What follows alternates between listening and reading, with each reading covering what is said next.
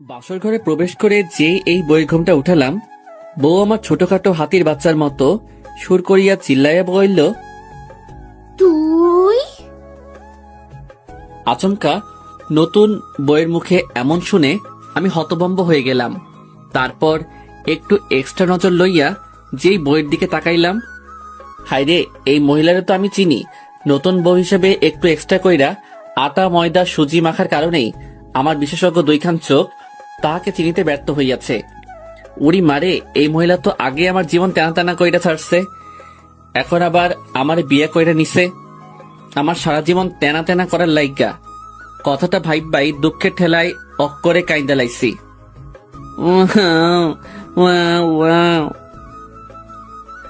আসলে দুঃখের কথা কি আর কমনে ভাই, এই মাইয়া আমার এক্স গার্লফ্রেন্ড, নাম রিয়া ওরফে মহিলা শয়তান। জীবনের প্রথম একটা কিউরেটর বদনা থুক্কু ডিব্বা মাইয়া দেখাই প্রেমে পইরা গেছিলাম। আর অনেক কষ্ট করিয়া তাহার সাথে লাইনটা লাগাইলাম, কিন্তু সেই কষ্টের ফল আর পাইলাম কই। 3 মাস এই বজ্জাত বেডির লগে রিলেশন ছিল, আর এই 3 মাসেই আমার মতো একটা পিচ্চি কিউট বলারে অক্করে থাকার কইতে পারমু না। আমার কান্দ নাইতাছে। তারপর হঠাৎ করে গত 17 দিন আগে তাহার সাথে একটা বিষয় নিয়ে সেই লেভেলের ঝগড়া বেঁধে গেল। আরো সাফ জানিয়ে দিল আমার সাথে আর সম্পর্ক রাখবে না, আর আমিও সুযোগ পাইয়াই তাহার জীবন থেকে ভাগা দিলাম। তারপর এক বস্তা খুশি মনে লইয়া একেবারে আড্ডাখানায় যেতেই, কি রে বেটা, কি হয়েছে তোর? এমন ছাগলের মতো লাফাইতেছিস কেন? আরে বেটা, রিয়ার সাথে ব্রেকআপ হইয়া গেছে। লেখক, ব্রেকআপ হলে মানুষ আপসেট থাকে, আর তুই এমন ছাগলের মতো 3 নম্বর বাচ্চার মতো লাফাইতেছিস কেন? আরে বেটা, লাফামো না তো কি করবো, ওই মাইয়া আমারে ভালোবাসে না। দেখ দোস্ত, আমি তোর মনের অবস্থাটা বুঝতে পারছি। প্লিজ দোস্ত, তুই মন খারাপ করে থাকিস না। দেখবি রিয়া 2-1 দিন পর আবারই তোর কাছে ফিরে আসবে। প্লিজ দোস্ত আমার, তুই স্বাভাবিক হ। আরে দূর বেটা, আমি তো স্বাভাবিকই আছি। আমাকে দেখে কি তোর পাগল মনে হচ্ছে নাকি? রুবিল রে, ও মনে হয় ব্রেকআপের কষ্টটা সহ্য করতে না পারে এমন পাগলামো করতেছে। দূর হালারা, তোরা তোদের চিন্তা নিয়ে থাক, আমি গেলাম। কথাটা কইয়াই বাড়ির উদ্দেশ্যে ভাগা দিলাম। পিছন থেকে হারামিগুলো ডেকেই যাচ্ছে। আমি ওদের ডাকে কোনো সাড়া না দিয়ে আমার গন্তব্যের দিকে এগিয়ে যাচ্ছি। বাসায় এসে ফ্রেশ হয়ে নিজের রুমে শুয়ে ভাবছি, আচ্ছা রুবেল তো বলল রিয়া আবার আমার লাইফে ফিরে আসবে, আর আমি শুনেছি রিলেশনে এসব ব্রেকআপ হয়ই, আবার কিছুদিন পর সব ঠিক হয়ে যায়। উড়ি মারে, এই মাইয়া কি তাইলে আবারও আমার লাইফে ব্যাক করতে যাইবে? খাইছে রে, যেই বজ্জাত মাইয়া আইডা আমাকে ব্ল্যাকমেল করে হলেও আমার লাইফে আবার ব্যাক করবেই। না, আমাকে একটা ব্যবস্থা করতেই হবে যেন ও আর আমার লাইফে ব্যাক করতে না পারে। আহ, বুদ্ধি পাইয়া গেছি। বিয়া করে এলামও, কিন্তু আমি তো এখনো অনেক চুডু।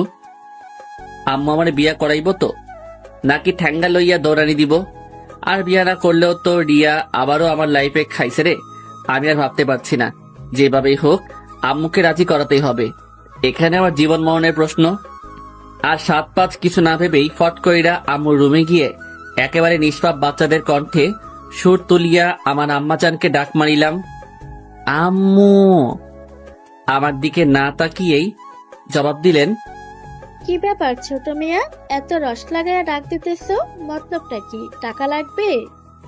আরে আম্মু, তুমি তো দেখি আমাকে ভালোই বাসো না। আমি আসছি কোথায় তোমার কষ্টটা একটু কমিয়ে দিতে, আর তুমি কি না। ও মাইয়া, মাইয়া গো, আমার বাজান আসছে আমার কষ্ট কমিয়ে দিতে। আমার আব্বাজানরা কত ভাবে আমার কথাটা বলেন। ছোট মিয়া কি বলতে চান? একেবারে আম্মুর কাছে গিয়ে বসে উনার পা টিপতে টিপতে, আচ্ছা আম্মু, ভাইয়া তো বিয়ে করে ভাবিকে নিয়ে চিটাগাঙ্গে থাকে, আর আব্বু সারাদিন ব্যবসা বাণিজ্য নিয়ে ব্যস্ত। তুমি সারাদিন একা একা বাসায় থাকো, তোমার কি কষ্ট হয় না বলো? আর তোমার বয়স হইছে, আর এই বয়সেও তুমি একা একা রান্না বান্না করো। তোমার তো একজন সঙ্গী প্রয়োজন। তো তোর কথা কি তোর ভাইয়া চাকরি রেখে বউ নিয়ে এই কিশোরগঞ্জে এসে বসে থাকবে? আম্মু, তুমিও না। ভাইয়া কেন আসতে যাবে?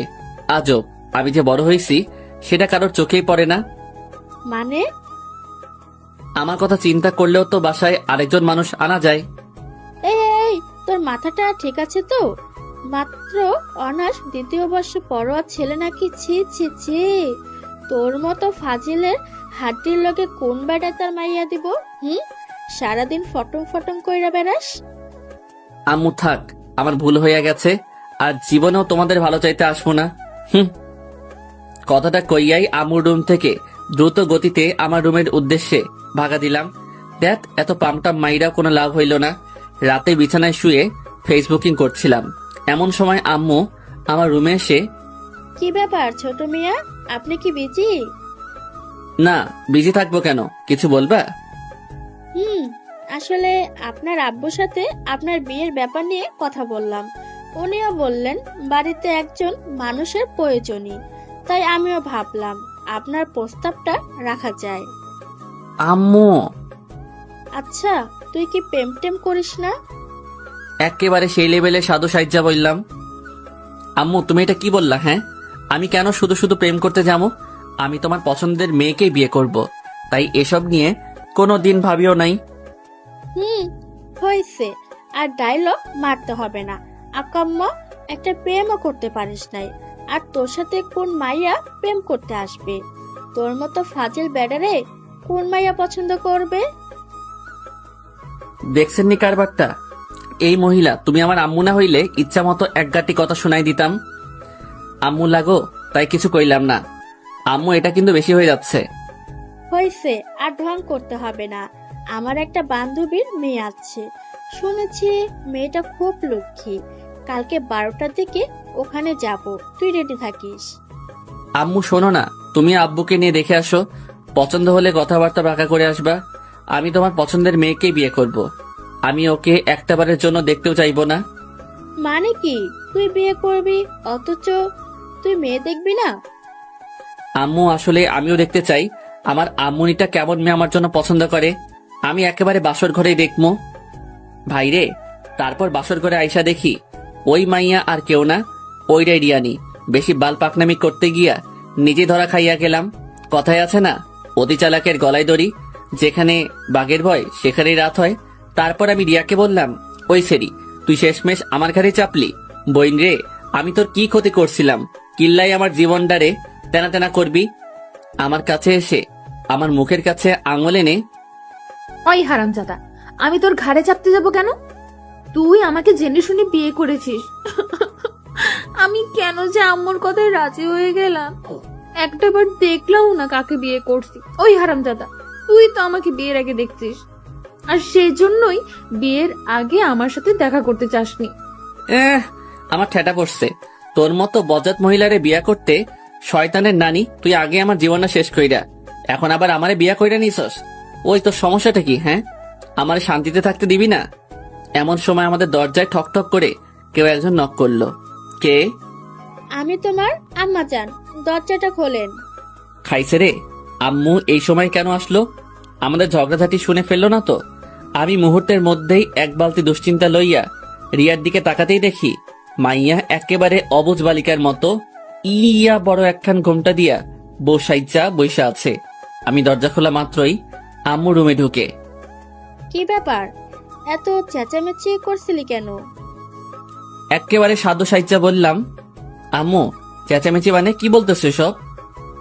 ওই, এত ন্যাকা সাজা লাগবে না, বল কি করছিস? আম্মুর কাছে গিয়ে ফিসফিস করে, আম্মু, নতুন বইয়ের সামনে কি সব আবল তাবল বলতেছো? বাসরাতে কেউ চেঁচামেচি করে? আম্মু, আমি নিশ্চিত তুমি আজকে প্রেশারের ওষুধ খাও নাই, বয়স হয়েছে তো তাই এমন ভুলভাল শুনতেছো। একেবারে মক্কেল সাইজা। বাজান, আমি হয়তো ভুল শুনেছি। আচ্ছা, আমি যাচ্ছি। তারপর আম্মু রুম থেকে যেতেই দরজা লাগিয়ে যেই রিয়ার দিকে তাকালাম, দেখি মাইয়া একেবারে পুরো খাট দখল কইরা ঘুমের রাজ্যে আরোহণ করিতেছে। আহ, কি মায়াবী চেহারা গো! এই চেহারার দিকে তাকিয়ে নিমিষেই একটা জনম পার করে দেওয়া যায়। আমি ওর কাছে গিয়ে ডাক দিলাম, বউ, বউ গো। কি হইছে? এত রস লাগিয়ে বউ বললে চিল্লাইতেছো কেন? না মানে আমি ঘুমাবো। তো ঘুমাও। না মানে তুমি তো পুরো খাট দখল করে আছো, কই ঘুমামো? বাবুই। মুহূর্তের মধ্যেই ফট কইরা একেবারে ওর কাছে গিয়া, বলো না গো সোনা আমার। তুমি চুপচাপ এখন ফ্লোরে বিছানা করে ঘুমিয়ে যাও। কেমন? নয়তো কপালে অনেক দুঃখ আছে। একেবারে কবি কবি ভাব লইয়া, ওগো তুমি যখন ছিলে গভীর ঘুমে, তখনই তোমাকে দেখিয়ে আমি হাদারাম পড়িয়াছি প্রেমে। শোনো না, বলছিলাম যে আমরা আগের সবকিছু ভুলে গেলে হয় না, চলো না দুজন আবার নতুন করে শুরু করি এক রোমান্টিক প্রেমের ইতিহাস। ওই, তোর এসব ঢংবাজি পকেটে রাখ। একটু আগে আমাকে কি বলছিস? আমি কিচ্ছু বলি নাই। ওলে আমার লক্ষ্মীটা, ওইগুলা তো রাগ করে বলছি। আমি তোকে খুব ভালো করে চিনি। কে যেন বলছিলি আমি শয়তানের নানি, তারপর আমি তোর জীবন টানা টানা করে ফেলছি। তো এখন আমার কাছে কি? বলছিলাম কি, মানে আমাকে এইবারের মতো মাফ করে দেওয়া যায় না? ও হ্যালো, তোকে আমার হারে হারে চেনা আছে বজ্জাত বেটা। না, এখন আর সহ্য করা যাচ্ছে না, আমাকে অপমান করা হচ্ছে। না না না, আমার জন্য এখন আমি আমার পুরো পুরুষ জাতিকে নারীর কাছে ছোট করতে পারি না।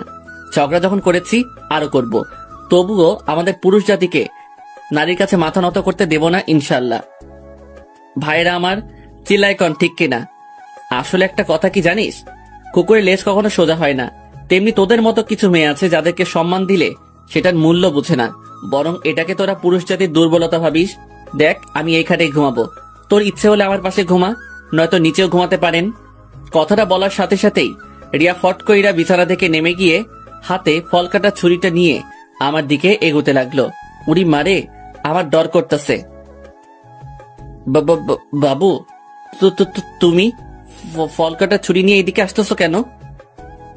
ছুরিটা আমার গলার কাছে এনে নাম, বিছানা থেকে নাম। আমিও সাথে সাথে ব্যাককেলের মতো বিছানা থেকে নেমে গেলাম। না, আমি তোমার সব কথা শুনবো, তুমি যা বলবো আমি তাই করব। আমি জীবনেও খাটে ঘুমাবো না, আমারে ছাইরা দাও। Wow, wow, wow. আমার গলার কাছ থেকে ছুরিটা সরিয়ে মনে থাকে জানো, মাইন্ড ইট। তারপর রিয়া ছুরিটা ওর বালিশের কাছে রেখে নিশ্চিন্তে শুয়ে পড়লো। আর আমিও সুযোগ বুঝছা ঠাস কইরা ছুরিটা আমার হাতে লইয়া একেবারে বাংলা সিনেমার ডিপ জলের মতো হু হু কইরা এক গাঁটটি হাইসা কইলাম, তোরে আজকে খাইছি। সাথে সাথে রিয়া আর কোনো কথা কইয়াই একেবারে হোসাইন বোল্টের গতিতে খেইচ্ছা দৌড়।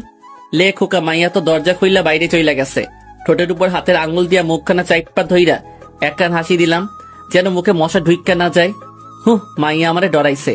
ঠিক তখনই আমার ডান কান একটু ব্যথা অনুভব করাই, যেই কানে হাত দিলাম দেখি আম্মুর হাত। আম্মু ছাড়ো, লাগছে তো। এক বস্তা রাগ মাথায় লইয়া, তুই মানুষ হবি না? আম্মু তুমি এটা কি বললা? তাইলে আমি কি ভিনদেশি এলিয়েন নাকি? ওরে খোদা, পৃথিবীতে এত মানুষ থাকতে এই আইটেমটাকে আমার কাছে পাঠাতে হলো।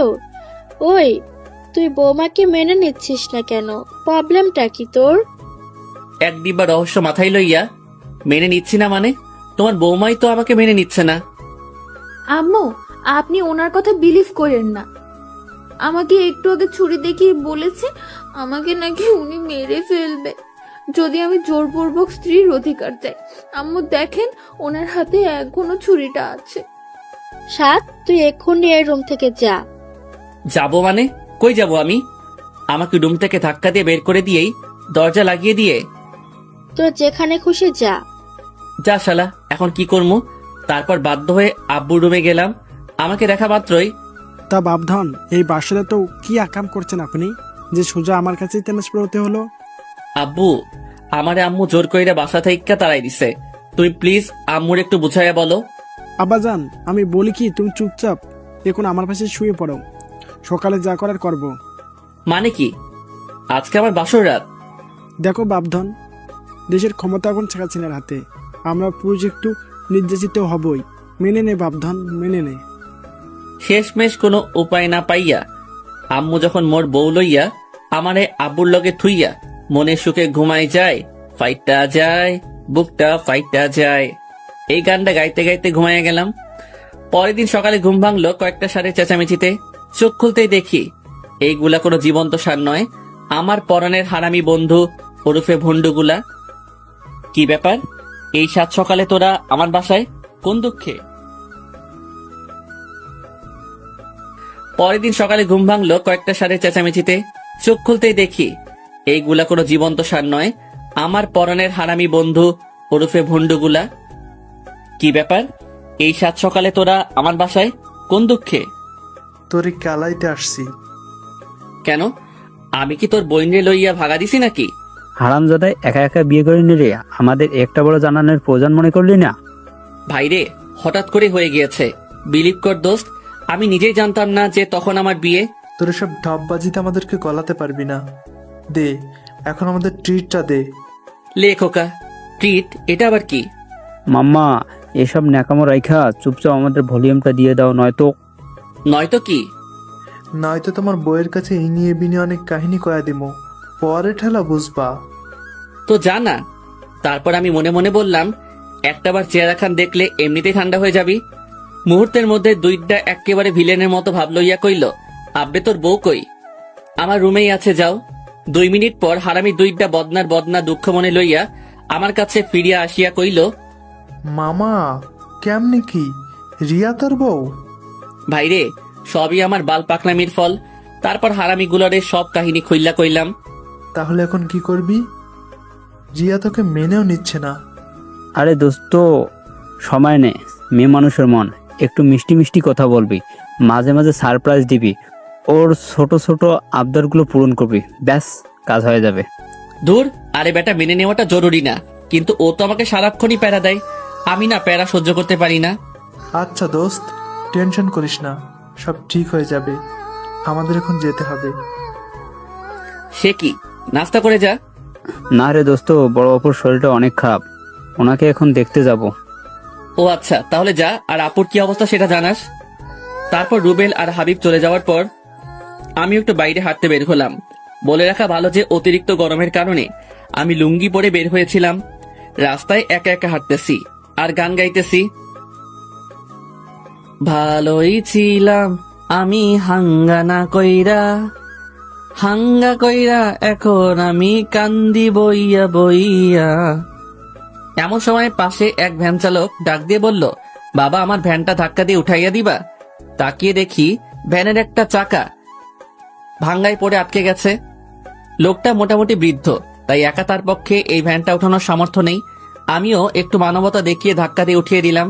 তারপর একটু এদিক ওদিক ঘোরাঘুরি করে যেই বাসায় পৌঁছালাম, দেখে আম্মু ঠ্যাঙ্গা লইয়া আমার দিকে এগিয়ে আসছে। আমিও ফট কইরা আব্বুর পিছনে লুকাইয়া গিয়া আম্মুরে কইলাম, আম্মু আবার কি হইছে? এই, তোর কি কোনো কমন সেন্স নাই? লেখকা, আমি আবার কি করলাম? তারপর আম্মু মোবাইলের স্ক্রিনের ইশারা করে বলল, এসব কি? আমি যেই মোবাইলের স্ক্রিনে তাকালাম, দেখে আমার লুঙ্গি পর একটা ছবি। খাইছে রে, এটা তো একটু আগে কেউ তুলছে। একটু আগে ওই ভ্যান গাড়িটা যখন ধাক্কা দিচ্ছিলাম তখন তুলে নিয়েছে। আর ছবিতে ক্যাপশন দিয়েছে, বিয়ের রাত পার না হতেই ভ্যান চালকের খাতায় নাম লিখালেন এক যুবক। কেমনটা লাগে? এই কামটা কেডা করলো? এই হারামজাদা, আমি কি তোকে কোনোদিন কোনো কিছুর অভাব দিয়েছি? তুই কি জন্য ভ্যান গাড়ি চালাতে গেলি? উফ, তুই আমার মান সম্মান কিছু রাখলি না। আব্বু, বিশ্বাস করো, আমি ভ্যান গাড়ি চালাই নাই। তারপর সকালের ঘটনা পুরোটা খুলে বললাম। সবই বুঝলাম, কিন্তু এই কাজটা করলো কে? আমিও তো ওইটাই ভাবছি। আব্বু, এটা আপনার ছেলেরই কাজ। যেন এই নিউজ দেখে আমার ফ্যামিলি অপমানিত হয়, সেই জন্য এই কাজ করছে। ওরে খোদা, আমি কই যাবো? নিজের সম্মান কোন বলদে ধুলাই মিশাইতে চাই? আমি এত কিছু বুঝি না, তোকে কতবার মানা করছি লুঙ্গি পইরা বাহিরে বের না হতে। এখন এই নিউজ যে ভুল, এটা সবার কাছে প্রমাণ কর, নয়তো এই বাসার জায়গা নেই, ভ্যান চালায়া খাবি। আচ্ছা। তারপর রুবেলকে কল দিলাম। কি রে বেটা, ভ্যান চালায় কত ইনকাম করলি? দেখ ভাই, আমি একদমই ফানি মোডে নাই, প্লিজ তুই তাড়াতাড়ি আড্ডাখানায় আয়। আচ্ছা, আসতেছি। আর হাবিবকেও নিয়ে আসবি। তারপর সোজা আড্ডাখানায় গিয়ে 3 হারামি এক হইলাম। আচ্ছা, মূল কাহিনীটা একটু বলতো। তারপর আমি ওদেরকে সব কাহিনী খুলে বললাম। সবে বুঝলাম, কিন্তু এই কাজটা কি করেছে সেটা আগে আমাদের জানতে হবে। আর আইডিটা তো ফেক, হ্যাক করা ছাড়া কোনো উপায় নেই। প্লিজ ভাই, যেইভাবেই হোক আমাকে বাঁচা। আচ্ছা, আমি আমার ফ্রেন্ডকে আইডি লিঙ্কটা দিচ্ছি। ও অনেক ভালো হ্যাকার। আশা করি আইডিটা হ্যাক করতে পারলেই সব সমস্যার সমাধান করা যাবে। তারপর রুবেল তার ফ্রেন্ডকে আমাদের সমস্যা খুলে বলে। তারপর আইডি লিঙ্কটা ওকে দিয়ে দিল। প্রায় 2 ঘন্টা পর রুবেলের ফ্রেন্ড জানালো আইডিটা হ্যাক করতে সক্ষম হয়েছে। তারপর রুবেলের কাছে আইডির ইমেল অ্যাড্রেস আর পাসওয়ার্ড পাঠালো। আমরা আইডিটাতে লগ ইন করে যা দেখলাম, তার দেখার জন্য আমরা কেউই প্রস্তুত ছিলাম না। এ কি, এই আইডিটা তো কামরুলের। কামরুল হচ্ছে রুবেলের চাচাতো ভাই। কি কামরুল্লাহ এই কাম করছে? হালারে আইজা কুইটা লাভাম। আচ্ছা দোস্ত, আগে মাথা ঠান্ডা কর, রুমাইল্লারে সার্চ করতেছি। রুবেল, কামরুল্লাহরে কল দে। দেখ দোস্ত, ও তো আমার ভাই, এখানে আমি থাকলে প্রবলেম হবে, আমি যাই। রুবেল ঠিক বলেছে। তাছাড়া রুবেল আমাদের সাথে থাকলে ওকে আমরা কিছুই করতে পারবো না। আমি এত কিছু বুঝি না, তুই কামরুল্লাহরে এখনই এখানে হাজির কর। তারপর কামরুল্লাহরে কল দিয়ে আমাদের আড্ডাখানায় হাজির কইরা ক্লাবের দরজা লাগিয়ে ইচ্ছে মতো কেলানোর পর ওই তোরা দুইটা আমাকে এইভাবে মারতেছিস কেন? আমি কি করেছি? তা মামা, তুমি আমার লুঙ্গি পরা পিক তুইল্লা এত সুন্দর একটা ক্যাপশন দিয়া ফেবুতে পোস্ট করলা কেন? এই পোস্ট আমি করি নাই। ওই হালা, তোর আইডির পাসওয়ার্ড কিন্তু আমাদের কাছে আছে, আর এই আইডি যে তোর তার অনেক প্রমাণও রয়েছে। কিন্তু আইডির পাসওয়ার্ড কেমনে পাইলি? পেয়েছি কোনো একভাবে। এখন বল, তুই এই আকাম কার কথাই করছিস? ভালো করছি। মনে আছে আমার জরিনার সাথে রিলেশনটা কিভাবে ভাঙছিলি? 7 মাস সাধনা করে ওর সাথে সম্পর্কটা করেছিলাম, তারপর সকিনের সাথে রিলেশনে গেলাম।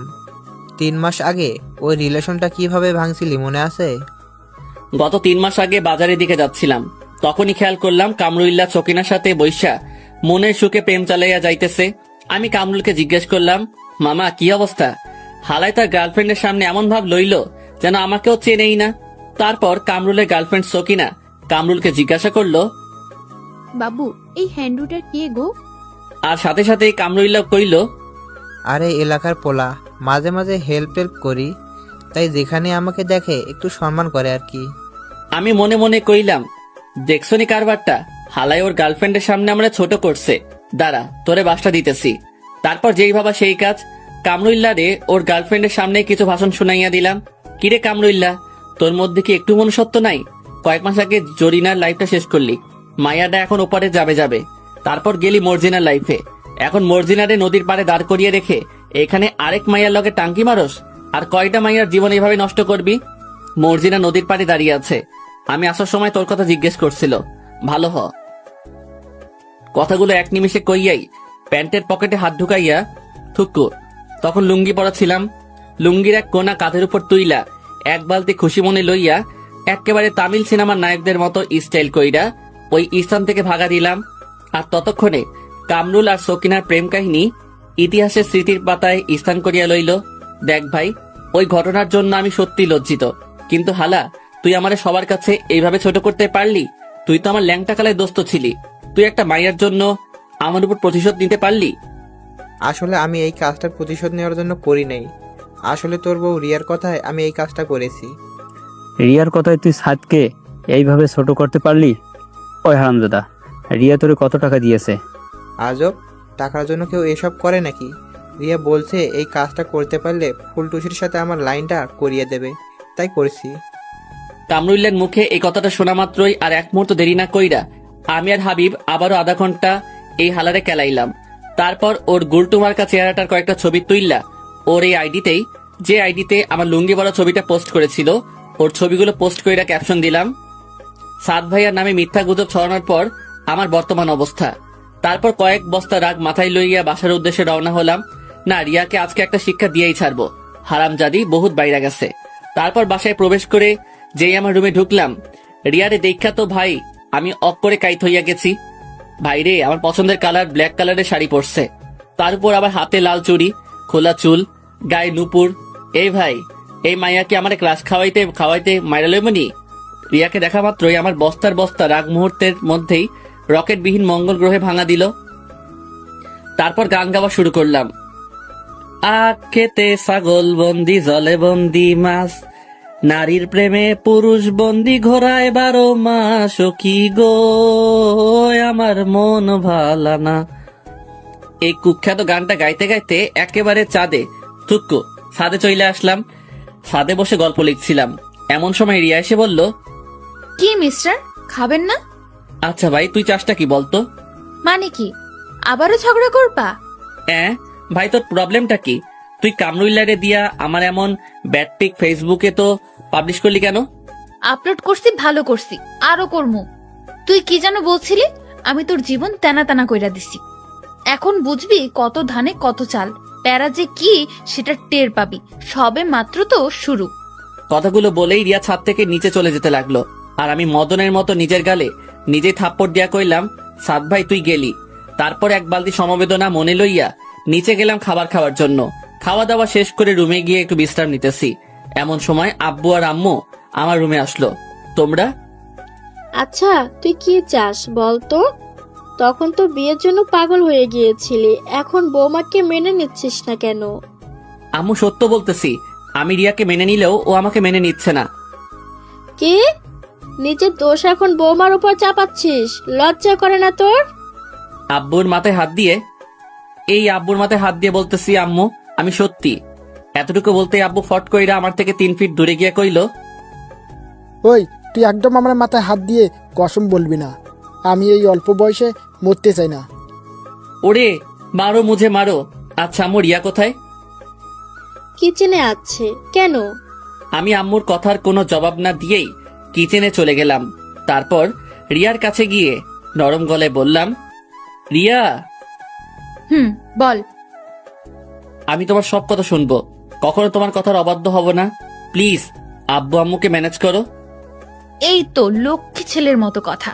আমার সোনাটা বাবুটা, এই কথাটা মনে থাকবে তো? এই তো লক্ষ্মী ছেলের মতো কথা। আমার সোনাটা বাবুটা, এই কথাটা মনে থাকবে তো? আমি মাথা ঝাঁকিয়ে সম্মতি প্রদান করলাম। শোনো, এখন থেকে তুমি প্রতি রাতেই নিচে ঘুমাবা, আর আমার সাথে একদমই ঝগড়া করবা না। আর রাতে ঘুমানোর সময় দরজা আনলক করে ঘুমাবা। আমার বিছানা প্রতিদিন পরিপাটি করে রাখবা। মাঝে মাঝে আমার পা টিপে দিবা, কেমন? উফ, মেজাজটা পুরাই 420 হইয়া যাইতেছে। না না, এখন রেগে গেলে চলবে না। আব্বু আম্মুকে শান্ত করতে হলে এখন আমাকে হ্যাঁ বলে দিতে হবে, তারপর বাকিটা বুঝামু। আচ্ছা বাবু। এই তো আমার লক্ষ্মী সোনাটা, এই নাও তোমার একটা ফ্লাইং কিস। মনে মনে কইলাম, যা আগে আব্বু আম্মুর সামলা, পরে ঠেলা বুঝাইতেছি। আলাবু বেপি। আই লাভ ইউ টু সোনা। তারপর রিয়া আব্বু আম্মুর কাছে গিয়ে, আম্মু আপনার ছেলে সব ভুল বুঝতে পারছে।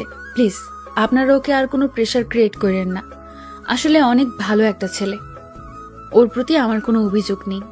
কথাগুলো বলেই রিয়া আবারও কিচেনে চলে গেল। আম্মু আমার কাছে এসে আমার পেটে গুতা দিয়া কইল, এতদিনে বুঝতে পারছিস? তারপর সেই লেভেলের একখানা ভেটকি মাইরা আম্মু আর আব্বুও আমার রুম ত্যাগ করিল। তারপর আমিও সেই লেভেলের ভাব লইয়া বাসা থেকে বের হতে যাব, ঠিক তখনই মনে পড়ল, আরে আমি তো লুঙ্গি পরা খাইছে রে। আগের বাসটার কথা মনে কইরাই দুঃখের ঠেলায় অক করে কাইন্দালাইছি। আমার লুঙ্গি। তারপর আবারও রুমে আইসা আমার সাদের লুঙ্গি খুইলা প্যান্ট পইরা আড্ডাখানার উদ্দেশ্যে বেরিয়ে পড়লাম। রাস্তায় হাঁটতেছি, এমন সময় হাবিবের এক্স এর সাথে দেখা। ও মা, সাথে একটা পিচ্চি কিউট পোলাও আছে। আসেন ভাই, এই মায়াডারে একটু চেতাইয়া আসি। আমি হাবিবের এক্স কে উদ্দেশ্য করে, আরে জান্নাত তুমি? হাবিবের এক্স এর নাম জান্নাত। হ্যাঁ সাদ ভাই, কেমন আছেন? জি আলহামদুলিল্লাহ। তারপর জান্নাতের সাথে পিচিটাকে জান্নাতকে দেখিয়ে জিজ্ঞেস করলাম, বাবু উনি তোমার কি হয়? আঙ্কেল, উনি আমার আম্মুনি হয়।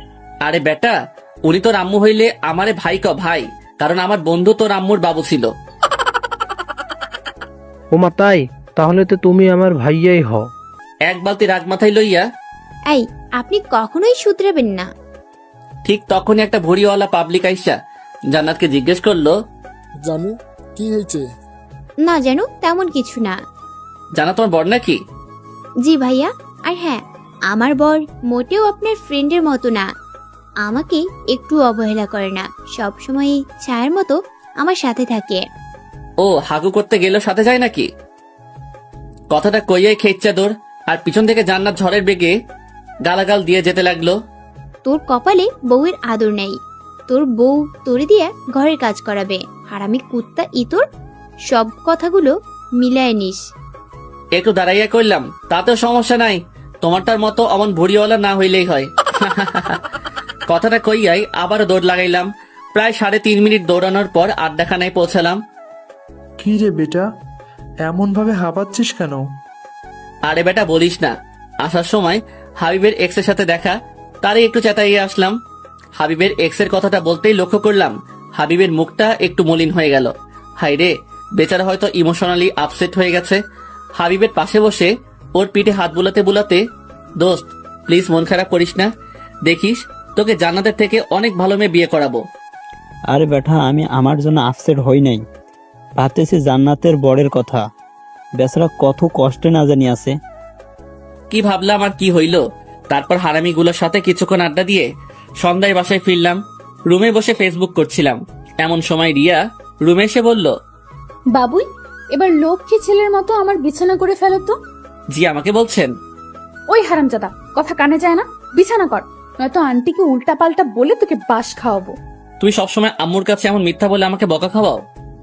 বেশ করি, এখন চুপচাপ আমার কথা শোন, নয়তো কপালে শনি আছে। আব্বে যা, আম্মুকে নিয়ে আয় দেখি আম্মু কি করতে পারে। কি ব্যাপার, তুই আমাকে ভয় পাচ্ছিস না কেন? আমি টেবিলের উপর থেকে মোবাইলটা আমার হাতে নিয়ে ভিডিও রেকর্ডটা সেভ করলাম।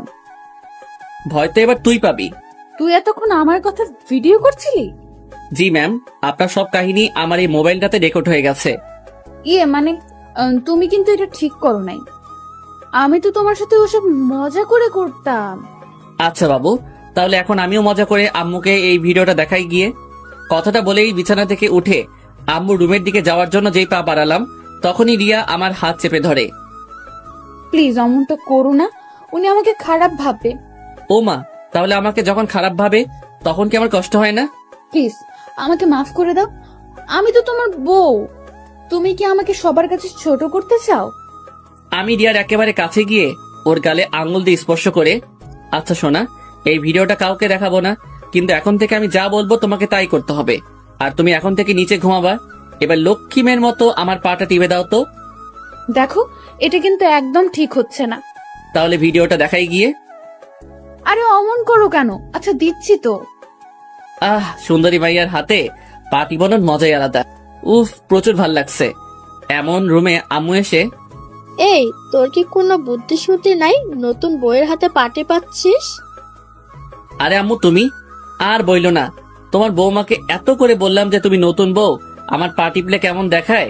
বেচারির একটাই কথা, আপনি আমার বর, আপনার খেদমত করা আমার দায়িত্ব, তাই জোর করেই এখন আমার পা টিপে দিচ্ছে। একটু লজ্জা লজ্জা ভাব লইয়া বললাম, আসলে আম্মু তোমার বৌমা আমাকে বড্ড বেশি ভালোবাসে, খুব ভাগ্য করে ওকে পেয়েছি। কথাগুলো বলার সময় লক্ষ্য করলাম রিয়া রাগের ঠেলায় দাঁতে দাঁত কামড়াচ্ছে। দেখতে হবে না মেয়েটা কার? আচ্ছা তাহলে এখন খেতে আসো। আচ্ছা আম্মু, তুমি যাও, আমরা আসতেছি। আম্মু রুম থেকে যেতেই, তুই আমার দিয়ে পড়তে পাইলি? তুই একদমই ভালো না, খুব পচা, আমার মান সম্মান কিছুই রাখলো না। লে খোকা, তুই আমার পা টিপ্পা দিছিস, এতে আবার মান সম্মান যাবে কেন? বিয়ার পর প্রত্যেকটা মেয়ের দায়িত্ব তার স্বামীর পা টিপে দেওয়া। ভাইয়েরা আমার, চিল্লা এখন ঠিক কিনা? তুই সারা জীবন এমন হিংসুটটাই থাকবি। কথাটা কইয়াই রিয়া খাওয়ার জন্য খাবার টেবিলের উদ্দেশ্যে রুম থেকে বেরিয়ে যেতে লাগলো।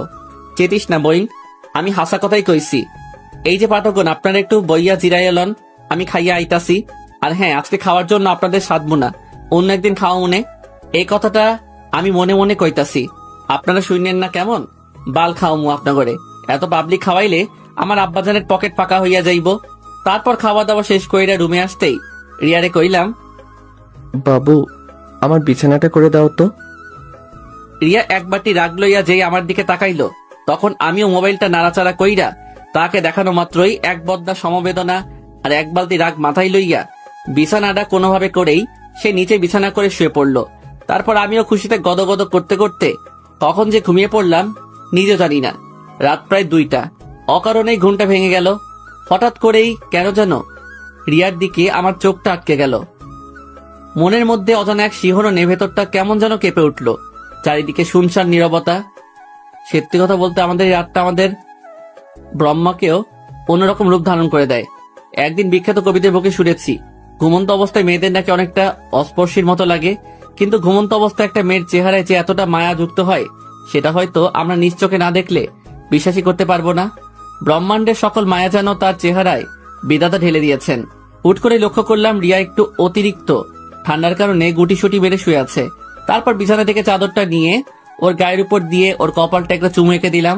সকালে নাস্তার টেবিলে বসে নাস্তা করেছি। এমন সময় আম্মু বলে উঠলো, সাদ, আজকে তো 3 দিন পূর্ণ হলো, তাই আজকে তোকে রিয়াকে নিয়ে রিয়াদের বাসায় যেতে হবে। আমাকে যেতে হবে কেন? তুমি গেলে সমস্যাটা কি? আমার এমন বোকাশোকা উত্তর শুনে রিয়া হুট করে হু হু করে হেসে উঠল। আহা কি হাসি! এই হাসির প্রেমে পড়েই আমি নির্দ্বিধায় পরলোক গমন করতে পারবো। আম্মু আমার এমন উত্তর শুনে আম্মু হাসবে না কাঁদবে বুঝে উঠতে পারছে না। তুই কি আমার সাথে মজা করছিস? আরে গাধা, বিয়ের 3 দিনের মাথায় স্বামী স্ত্রী দুজনকেই স্ত্রীর বাসায় যেতে হয়। আমিও তো তোর আম্মুকে নিয়ে গিয়েছিলাম, তোর নানা নানি কি যত্নটাই না করেছিল। আম্মু আমি একা যেতে পারবো না, আমার ডর করে। তাহলে আমার লক্ষ্মী, বিয়ে করার আগে তো ভয় লাগে নাই? রেডি হয়ে নে, কিছুক্ষণ পরেই রওনা হবি। ভাইরে, আমার আম্মুরে ক্যাডাই বুঝাইবো? আমি এখন অনেক ছোট, একলা একলা কেমনে যাবো? দুঃখের ঠেলায় অক্ষরে রানু মণ্ডলে সেই কুখ্যাত গানটা আ আ কইরা মনের মধ্যে বাইজে উঠতেছে। বহু নেকামি কাহিনী এবং ঠেলাঠেলির পরও কোনো উপায় না দেখা বাধ্য হয়েই শ্বশুর বাড়ির উদ্দেশ্যে রিয়াকে নিয়ে রওনা হলাম। রাস্তায় গাড়ির মধ্যে রিয়ার দিকে তাকাইতেই মনের মধ্যে কাউয়ার মতো কাকা কইরা উঠলো, আহারে আমার না জানি কি হাল করে ওর বাসায় নিয়া। এই যে পাঠক ভাইয়েরা, আমার জন্য একটু দোয়া কইরেন। বুঝতেই পারছেন প্রথম শ্বশুর বাড়িতে যাইতেছি। প্রায় 35 মিনিট পর জার্নি করার পর আমি আমার শ্বশুর বাড়িতে পৌঁছালাম। আহা, শ্বশুর বাড়িতে প্রবেশ করা মাত্রই মনটা একেবারে ফুরফুরা হইয়া গেল। আরে ভাও, কত যে আটাবতী, ময়দাবতী আর রূপবতী তরুণী ঝাঁক এইখানে বিরাজ করিতেছে। উফ, আমি নাকি আমার শ্বশুর বাড়িতে আসতে গিয়ে এত ভয় পাচ্ছিলাম। কত বড় হাদারাম আমি! মনটাই কইতাছে মাহফুজুর রহমানের গান ফুল ভলিউম দিয়া শুই না, তার প্রতিশোধ নেই। কিন্তু ভাই, নিজের উপর প্রতিশোধ নিতেও কেমন যেন মায়া আছে। তাই আর কিছু না কইরাই আমাদের জন্য পরিপাটি করে রাখা রুমটাতে প্রবেশ করলাম। কিছুক্ষণ বিশ্রাম নেওয়ার পরই এক গাঁটটি মহিলা থুক্কু যুবতী মাইয়া আইসা আমার চারিপাশে ঘ্যান ঘ্যান করিতে লাগিল। আহ, মাইয়াগুলো এক একটা কিউরেটর বদনা, ধুরু খুশির ঠেলায় আবল তাবল কয়ে লাইতেছি। মাইয়াগুলো এক একটা কিউরেটর ডিব্বা। আহ, দেখলেই পরানটা জোড়াই যায়। এই ঝাঁক থেকে অনায়াসে 2-4টা গার্লফ্রেন্ড বাইসা লয়ন যাইব, কিন্তু আমি তো বিয়া করে লাইছি, তাই গার্লফ্রেন্ড লওয়া হইল না। তারপর শালিকাগুলোর সাথে কিছুক্ষণ আড্ডা দিয়া দুপুরে খাবার খাইয়া সেই আমার বিখ্যাত কাপড় লুঙ্গি পইরা একটু এক্সট্রা কইরা জামাই জামাই ভাব লইয়া শালিকাদের সাথে ঘুরতে বের হলাম। তারপর বেশ কিছুক্ষণ ঘুইরা টুইরা আবারও রিয়ানির কাছে ফিরে আসলাম। দেখি মহারানী আমার মনের শখে ঘুমাইতেছে।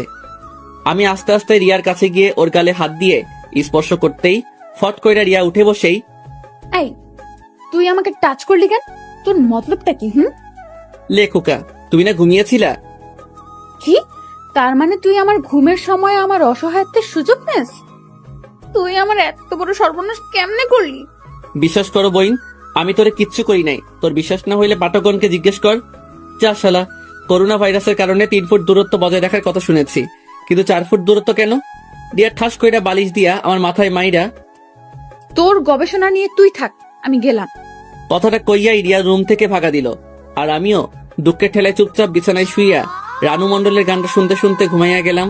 সন্ধ্যার দিকে রিয়ার ডাকে ঘুম ভাঙলো। আই শুনছো? বলো। রিয়া আমার পাশে বসে আমার মাথায় হাত বুলাতে বুলাতে, লক্ষ্মী আমার, ওঠো। কি ব্যাপার? মাইয়ার মতলবটা কি? হুট কইরাই এত চেঞ্জ? তুমি ঠিক আছো তো? শোনা, আমি ঠিক আছি।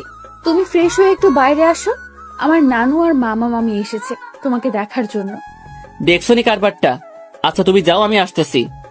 আরে তুমি ফ্রেশ হয়ে আসো তো, আমি তোমাকে নিয়েই যাব। তারপর আমি ফ্রেশ হয়ে আসতেই ও আমার হাতে ধরে এমন ভাবে আমাকে ওর নানু আর মামা মামির সামনে নিয়ে গেল যেন এই দুনিয়াতে আমাদের মতো এত সুখী দম্পতি আর একটাও নাই। আমি ওনাদের সামনে গিয়ে সালাম দিলাম।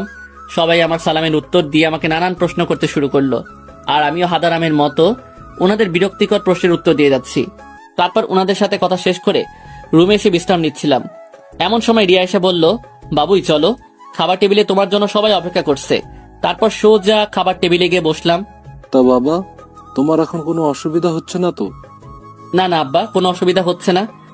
দেখো বাবা, রিয়া হয়তো একটু রাগী, কিন্তু ওর মনটা অনেক ভালো। আমি তো ওর মামি হই, তারপরও আমাকে ওর মায়ের মতো মানে। ব্যাককেলের মতো মুখে হাসি বজায় রাখা, জি মামি, ও খুব লক্ষ্মী মেয়ে। কথাটা বলার পরপরই লক্ষ্য করলাম আমার শ্বশুর মশাই এক বালতি রহস্য লইয়া কেমন ভাবে যেন আমার দিকে তাকাচ্ছে। আমার নাতনিটা একদম আমার মতো সহজ সরল, কোনো ঘুরপ্যাচ বুঝেই না। আমি আবারও মদনের মতো মুখে এক বালতি হাসি বজাইয়া রাখা, নানু, ওর ব্যবহার তো এখনো সেই বিছানে হিসু করা পিচ্চি বাচ্চাদের মতো, একদমই ঘোর প্যাচ বোঝে না। মনে মনে কইলাম, বইন একদমই ঘোর প্যাচ বোঝে না, শুধু ভেতর একটু জিরাপির প্যাচ আর কি। আমার শ্বশুর মশাই এই আইটেমটাকে কোথা থেকে কুড়ায় আনছে কে জানে। তারপর খাওয়া দাওয়া শেষ করে একটু বিশ্রাম নিয়ে তারপর একা একা একটু ছাদে গেলাম। ও মা, ছাদে হিন্দি গান কে শুনে? ছাদের আবছালোয় চোখে পড়লো ছাদের এক কোনায় কেউ একজন উল্টো দিকে বসে এই এত রাতে হিন্দি গান শুনতেছে। আমি ওনার কাছে গিয়ে ওনার চেহারাটা দেখা মাত্রই আমার চোখ খুইলা মাটিতে পইরা যাওয়ার অবস্থা। তারপর নিজেকে একটু সামনে নিয়ে আমতা আমতা করে বললাম, আব্বা, আপনি? আরে বাবা, তুমি বসো। না মানে আব্বা, রুমে বসে বোরিং লাগছিল তাই একটু ছাদে আসছিলাম আর কি। আচ্ছা আব্বা, আমি এত আগে যাচ্ছি। কথাটা বলেই আমি হুসাইন বোল্টের গতিতে হাইটটা ভাগা দিতে লাগলাম। জামাই শোনো, আরে এইদিকে আসো। আমি আবারও ওনার কাছে গিয়ে, জি আব্বা। আরে বসো, রুমে গিয়ে কি করবা? কথাটা বলেই আমার হাতে টান দিয়ে আমাকে ওনার কাছে বসিয়ে দিল। আমার কানের কাছে এসে ফিসফিস করে বলল, আচ্ছা বাবা, তুমি সত্যি বলো তো, খাবার টেবিলে বসে তুমি রিয়ার নামে যে প্রশংসা করলে তা সত্যি? একটু ইতস্ততা বোধ করে, কি বলেন আব্বা, আপনার মেয়ে তো ভালোই। ডাল মে কুছ কালা হ্যায়। জি আব্বা, কিছু বললেন? আরে না বাবারে, কেউ না বুঝলেও আমি তোমার দুঃখটা বুঝতেছি, কারণ ওর আম্মুর সাথে জীবনটা পার করতেছি তো। মেয়েটা একদমই তার মার মতো হয়েছে। লজ্জা শরম পকেট রাইখা, আব্বাজান, আপনি আমার মনের কথাগুলো বুঝতে পারছেন। আচ্ছা আব্বাজান, এই মাইয়াটা কি সত্যি আপনার? মানে? না মানে আব্বা, একটু আপনার সাথে মিলে না। আপনার মতো এত ভালো একটা মানুষের ঘরে কেমনে এই মাইয়া হইব? বাবারে, সবই আমার কপালের দোষ। জানো বাবা, কথাবার্তা পাকা হওয়ার পর তোমাকে অনেক খুঁজেছি, কিন্তু কোথাও পাই নাই। সে কি, আমাকে খুঁজছিলেন কেন? দেখো, আমি একটা পুরুষ মানুষ হয়ে আর একটা পুরুষের জীবনে কেমন যাই না সই না ধ্বংস হতে দেই, তাই তোমাকে খুঁজছিলাম আগামী সতর্ক সংকেত জানানোর জন্য। কিন্তু বাপরে, তোমার কপালটাই খারাপ। আচ্ছা বাবা, বাদ দেন, যা হবার তা তো হয়ে গেছে। আপনি যখন আমার শাশুড়ি আমার সাথে জীবনটা পার করতে পেরেছেন, তাহলে আমাকেও পারতেই হবে। সিগারেটের প্যাকেট থেকে একটা সিগারেট বের করে আমাকে রিয়ার আব্বু দিয়ে বলে, এই নাও বাবা, সিগারেট খাও। আচমকা শ্বশুর আব্বার মুখে সিগারেট খাওয়ার কথা শুই না আমি কয়েক সেকেন্ডের জন্য হার্ট অ্যাটাক কইরা মরতে মরতে গিয়েও বেঁচে গেলাম। না না আব্বা, আমি এসব খাই না। আরে বাবা, লজ্জা পেও না তো। আমি জানি এই বয়সে বিড়ি খাওয়া একটা প্যারা থাকে। আমিও তোমার মতো প্রথম দিন শ্বশুর বাড়িতে গিয়ে বিড়ি খাইতে পারিনি। নাও, বিড়িটা মুখে নাও। বাপরে, এমন শ্বশুর মশাই থাকলে বাল আর বইয়ের আদর লাগতো না। কথা কন, ঠিক না বে ঠিক? আমি মুখে বিড়ি নিতে শ্বশুর মশাই লাইটার নিয়ে আমার বিড়িতে আগুন জ্বালিয়ে দিল। তারপর আমার পরনের শ্বশুর মশাই নিজেও একটা বিড়ি ধরাইয়া ঘুম টানতে লাগলো। আহা, শ্বশুর আর জামাই বৈশা একলগে বিড়ি খাওয়ার মজাই আলাদা। দুই ভাই থুক্কু, দুই জামাই শ্বশুর মিল্লা বিড়ি টানতাছি। এমন সময় হঠাৎ করে দেখি আমার শাশুড়ি আম্মা, রিয়ার নানু, রিয়ার মামি আর রিয়া আমাদের সামনে এসে হাজির। এসব কি? উড়ি মারে, বেশি বাল পাকনামি করতে গিয়া ধরা খাইয়া গেলাম। এখন কি করবো? দুই ভাই থুক্কু, দুই জামাই শ্বশুর মিল্লা বিড়ি টানতাছি। এমন সময় হঠাৎ করে দেখি আমার শাশুড়ি আম্মা, রিয়ার নানু, রিয়ার মামি আর রিয়া আমাদের সামনে আইসা হাজির। এসব কি? উড়ি মারে, বেশি বাল পাকনামি করতে গিয়া ধরা খাইয়া গেলাম। এখন কি করবো? শ্বশুর মশাইয়ের দিকে তাকাতেই দেখি উনি একেবারে অবুজ পোলা পাইনের মতো চুপচাপ বইসা আছে, আর হাতের সিগারেটটাও উধাও। তারপর শ্বশুর মশাই আমার কানের কাছে এসে ফিস ফিস করে বলল, জামাই, ওনারা এইভাবে হুট করে চলে আসে?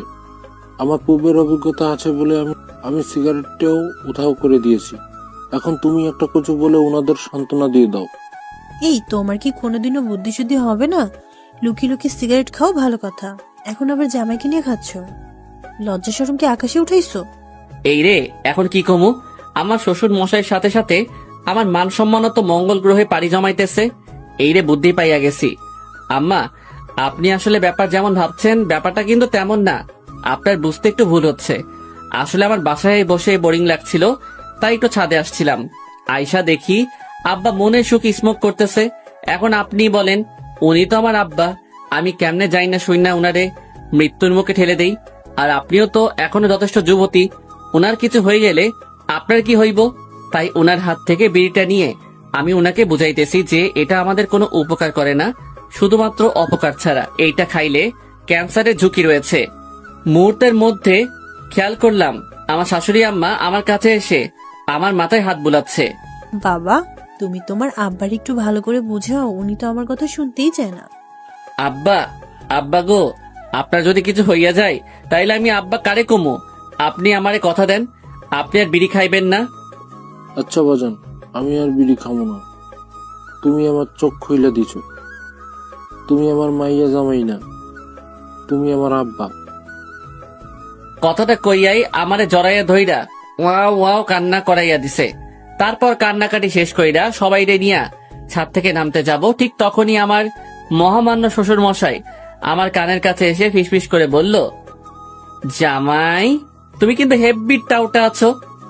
তারপর আমিও শ্বশুর আব্বা কানের কাছে গিয়ে ফিসফিস করে বললাম, আব্বা, মেয়ে মানুষ আপোষে না মানতে চাইলে পাম্মাইরা বসে আনতে হয়, আর কিছু টুকটাক মিছা কথা কমন লাগে আর কি। তারপর জামাই শ্বশুর হাত মিলাইয়া দুইজন দুইজনের জানুমানু লইয়া 2 রুমে গিয়ে ঘুমিয়ে পড়লাম।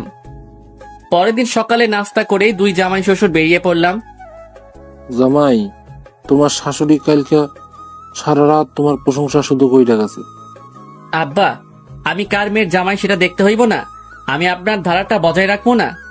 জামাই, তোমার সাথে আমার এমন মিল হইব জানলে কবেই তোমারে খুঁজা বাইর করতাম, আমার মাইয়ারে তোমার হাতে তুইলা দিতাম।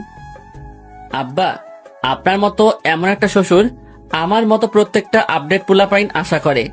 থ্যাংক ইউ জামাই। ইউ আর মোস্ট ওয়েলকাম আমার কলিজা শ্বশুর মশাই। তারপর জামাই শ্বশুর কথা বলতে বলতে বাজারে পৌঁছাইলাম। বাজান, আসো আকবাইজ দোকানের পিছনে গিয়ে 2টো বিড়ি খেয়ে আসি।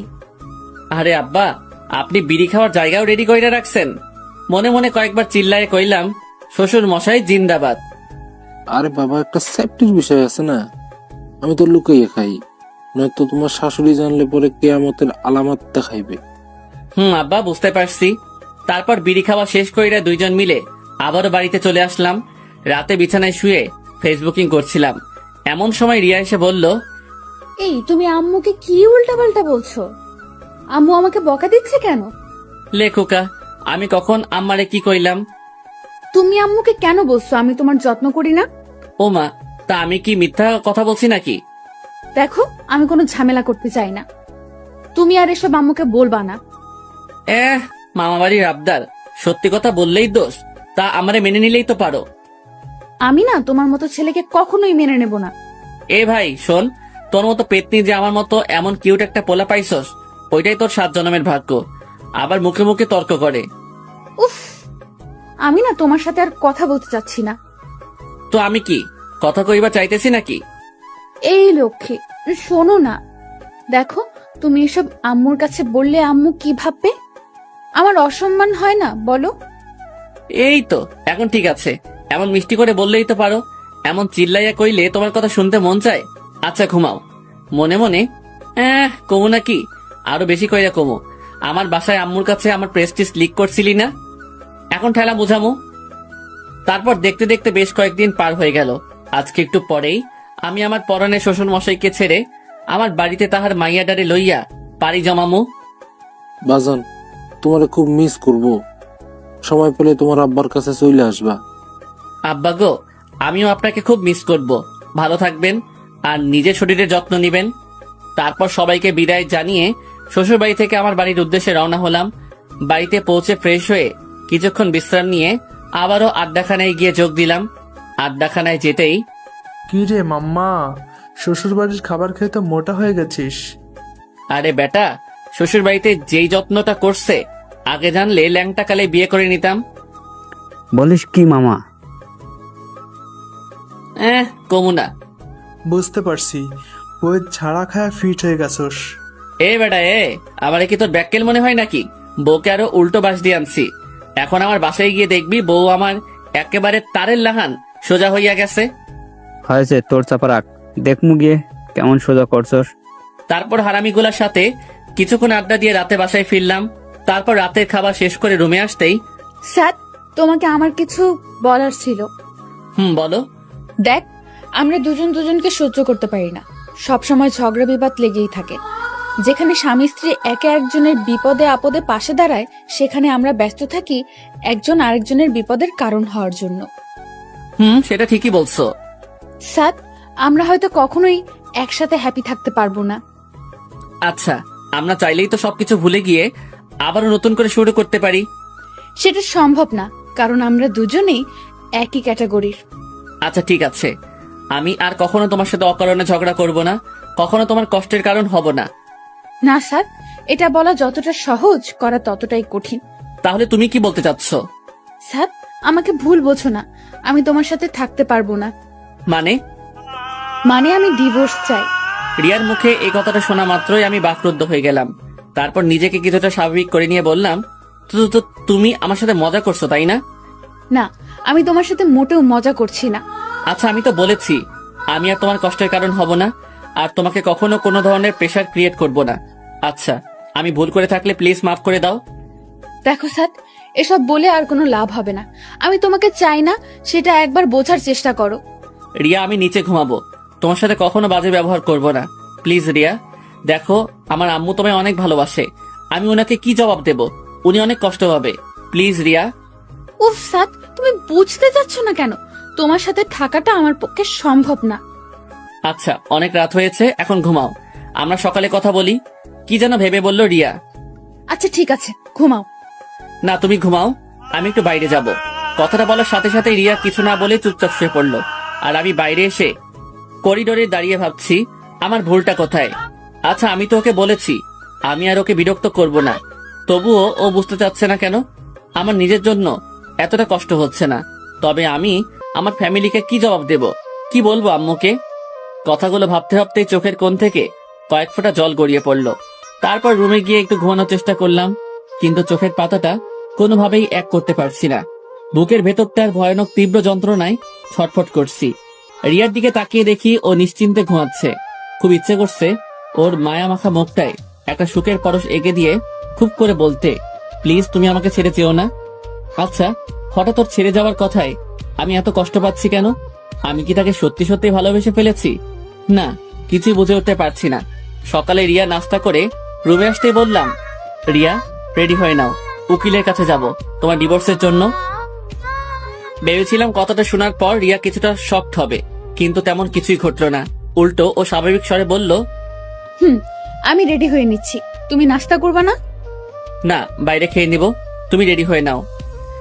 রিয়া রেডি হওয়ার পর ওকে নিয়ে বেরোতে যাব, তখনই আম্মু এসে, কিরে, তুই এই সময় বৌমাকে নিয়ে কোথায় যাচ্ছিস? একটু ঘুরতে যাব, বাসায় বসে বোরিং লাগছে। তার নাস্তা করবি না? নাস্তা করে যা। না আম্মু, এমনিতেই লেট হয়ে গিয়েছে, আমি বাইরে খেয়ে নেব, তুমি টেনশন করো না। কিরে, তোর চেহারাটা এমন শুকনো শুকনো লাগছে কেন? মলিন হাসির আড়ালে চেহারার কষ্টের ছাপটা লুকানোর চেষ্টা করে বললাম, না আম্মু, আমি ঠিক আছি। তারপর রিয়াকে নিয়ে বেরিয়ে পড়লাম উকিলের অফিসের উদ্দেশ্যে। গাড়িতে আমি চুপচাপ হয়ে বসে থাকলেও লক্ষ্য করলাম রিয়ার মধ্যে তার কোনো প্রতিক্রিয়াই হচ্ছে না। ও স্বাভাবিকভাবেই বসে বাইরে প্রকৃতিটাকে উপভোগ করছে। তারপর যথাসময়ে উকিলের অফিসে পৌঁছে কথাবার্তা বলে জানতে পারলাম আমাদের ডিভোর্স হবে, কিন্তু শর্ত হচ্ছে আমাদের এখন থেকে 3 মাস অবধি একই সাথে নিচে একসাথে কাটানো লাগবে। তারপর 3 মাস পরেও যদি আমরা এখানে এসে স্বীকার করি যে আমরা একসাথে থাকতে চাচ্ছি না, তাহলে আমাদের ডিভোর্স হবে। তারপর উকিলের অফিস থেকে বেরিয়ে রিয়াকে জিজ্ঞেস করলাম, এখন কি করব? এখানে তো আর কিছু করার নেই, আমাদের 3 মাস অপেক্ষা করা ছাড়া আর তো কোনো উপায় দেখছি না। তা তুমি কি আমার বাসায় যাবে নাকি তোমাদের বাসায় দিয়ে আসবো? দেখো প্লিজ, আব্বু আম্মুকে এই কথাটা জানিও না। ডিভোর্স হওয়ার পর আমি ওনাদের জানাবো, তার আগে ওনারা জানতে পারলে আমার উপর প্রেসার ক্রিয়েট করবে। আর এই 3 মাস স্বাভাবিক হয়েই তোমার সাথে থাকবো। আচ্ছা ঠিক আছে, তবে এটা খেয়াল রাখবা আমার আব্বু আম্মু যেন এসবের কিছু জানতে না পারে। জানবেন। তারপর রিয়াকে নিয়ে বাসায় এসেই আমি আড্ডাখানার উদ্দেশ্যে বেরিয়ে পড়লাম। ভেতরে কষ্টগুলো ভেতরে থেকে যাচ্ছে, না কাউকে বলতে পারবো না, কাউকে বোঝাতে পারবো। হয়তো হারামিগুলোর সাথে কিছুক্ষণ আড্ডা দিতে পারলে মনের কষ্টগুলো কিছুটা হালকা হবে। আর মনে রাস্তায় হাঁটছি আর এই কথাগুলো ভাবতেছি, যত কিছুই ঘটে যাক না কেন কাউকে কিছু বুঝতে দেওয়া যাবে না। আমাকে শক্ত হতে হবে, নিজের সাথে লড়াই চালিয়ে যেতে হবে। কিন্তু আমি যে এখনই ক্লান্ত হয়ে গেছি, কষ্টগুলো আর নিতে পারছি না। শত চেষ্টা করেও নিজেকে সামনে নিতে পারছি না। তারপর আড্ডাখানায় পৌঁছাতেই, কি রে মামা, কি অবস্থা? দোস্ত, জব্বর ভালা। তোদের কি অবস্থা? কিরে, তোর চেহারা এমন লাগছে কেন? কি হয়েছে তোর? কই কিছু না তো। দেখ সাদ, আমি তোকে ন্যাংটা কাল থেকে চিনি। তুই সবসময় হাসি খুশি থাকিস, কিন্তু আজ এমন মনমরা হয়ে আছিস কেন? আর ধুর বেটা, তেমন কিছু হয় নাই, এমনিতে একটু মন খারাপ আর কি। আচ্ছা, তোর যেহেতু মন খারাপ, চল আজকে একটু বাইরে থেকে ঘুরে আসি। না রে, আজকে না, অন্য একদিন। তারপর হারামি দুইটা আমাকে এক প্রকার জোর করেই আমাকে নিয়ে ঘুরতে বের হলো। সারাদিন ঘোরাঘুরির পর সন্ধ্যার দিকে যেই ফিরলাম, ভেতরের কষ্টগুলো আবারও আমাকে গ্রাস করতে শুরু করলো। কোন রকম রাতের খাবারটা খেয়ে তারপর বাসায় রাখা এর থেকে বেশ কয়েকটা ঘুমের ট্যাবলেট খেয়ে শুয়ে পড়লাম। অতিরিক্ত ক্লান্তি আর ঘুমের মেডিসিন খাওয়ার কারণে কিছুক্ষণের মধ্যেই ঘুমিয়ে গেলাম। সকালে আম্মুর ডাকে ঘুম ভাঙলো। কে রে, এত বেলা হয়ে গেছে, তবুও তোর ঘুম শেষ হচ্ছে না? মোবাইলের কি বাটামটাতে চাপ দেওয়ার পরই স্ক্রিনে তাকিয়ে দেখি 10টা বেজে গিয়েছে। এ কি আম্মু, 10টা বেজে গেছে? তুমি আমাকে আগে ডাক দিবা না? এর আগেও বেশ কয়েকবার তোকে ডেকে গিয়েছি, কিন্তু তুই তো উঠিসই না। ও আসলে কালকে একটু ঘোরাঘুরি করেছি তো, তাই হয়তো ক্লান্তির কারণে এমনটা হয়েছে। আচ্ছা আম্মু, তুমি যাও, আমি ফ্রেশ হয়ে আসতেছি। আম্মু আমার কাছে এসে বসে, আমার মাথায় হাত বুলিয়ে দিয়ে, কি রে বাবা, তোর কি হয়েছে? কালকে সকাল থেকে লক্ষ্য করছি তুই কেমন যেন হয়ে গেছিস। আরে আম্মু, কিছু হয় নাই, আমি ঠিক আছি। এই, আমি না তোর মা, আমাকে বল না তোর কি হয়েছে। আম্মু, আমি ঠিক আছি, আমার কিচ্ছু হয়নি। কথাটা বলার সাথে সাথেই আম্মু এক প্রকার ডাক দেখিয়েই আমার রুম থেকে বেরিয়ে গেল। এই আম্মুটা না একদমই আমার কথা বিশ্বাস করছে না। এই মা জাতি টানা বড়ই অদ্ভুত। আপনি ভালো থাকার অভিনয়টা সবার সামনে করতে পারলেও এই মায়ের সামনে এসে আপনি হেরে যাবেন, আপনার অভিনয় চোখে ধরা পড়ে যাবে। প্রায় 15 দিন পর, এই 15 দিন আমি আর রিয়া একই সাথে নিচে থেকেছি ঠিকই, কিন্তু আমাদের মধ্যে কোনো কথাই হতো না, যে যার মতো থাকতাম। অবশ্য প্রথম দিকে আমি ওর সাথে নিজে থেকে কথা বললেও ও সবসময় আমাকে ইগনোর করত, আমাকে অবহেলা করত। এক কথায় আমাকে তার বিরক্ত লাগতো। তাই এখন আর আমিও তাকে বিরক্ত করি না। রাতে খাবার খেয়ে রুমে আসতে রিয়া বলে উঠলো, স্যার, কালকে একটু আমার ফ্রেন্ডের বাসায় যাওয়া লাগবে, খুব অসুস্থ, তাই একটু দেখতে যাব। আমাকেও যেতে হবে, আম্মুকে নিয়ে যাও। না না, আমি একাই যেতে পারবো। সে কি, একা কিভাবে যাবে? আচ্ছা ঠিক আছে, আমি তোমায় নিয়ে যাব। দেখো, তোমার সাথে আমার ডিভোর্স হয়ে গেছে, কয়েকদিন পর কাগজটা পেলেই আমরা দুজন দু রাস্তায়। প্লিজ, আমি এখন। এতটুকু বলে রিয়া থমকে গেল। কি ব্যাপার, কি হয়েছে? এমন করতেছো কেন? রিয়া কিছু বলতে পারছে না, শুধু আমার পিছনের দিকে তাকিয়ে কেমন যেন করতেছে। আমি হুট করে পিছনের দিকে তাকাতেই দেখি আম্মু আমার পিছনে দাঁড়িয়ে আছে। তার মানে কি আম্মু আমাদের সব কথা শুনে ফেলেছে? পায়ের নিচ থেকে মাটি সরে যেতে লাগলো।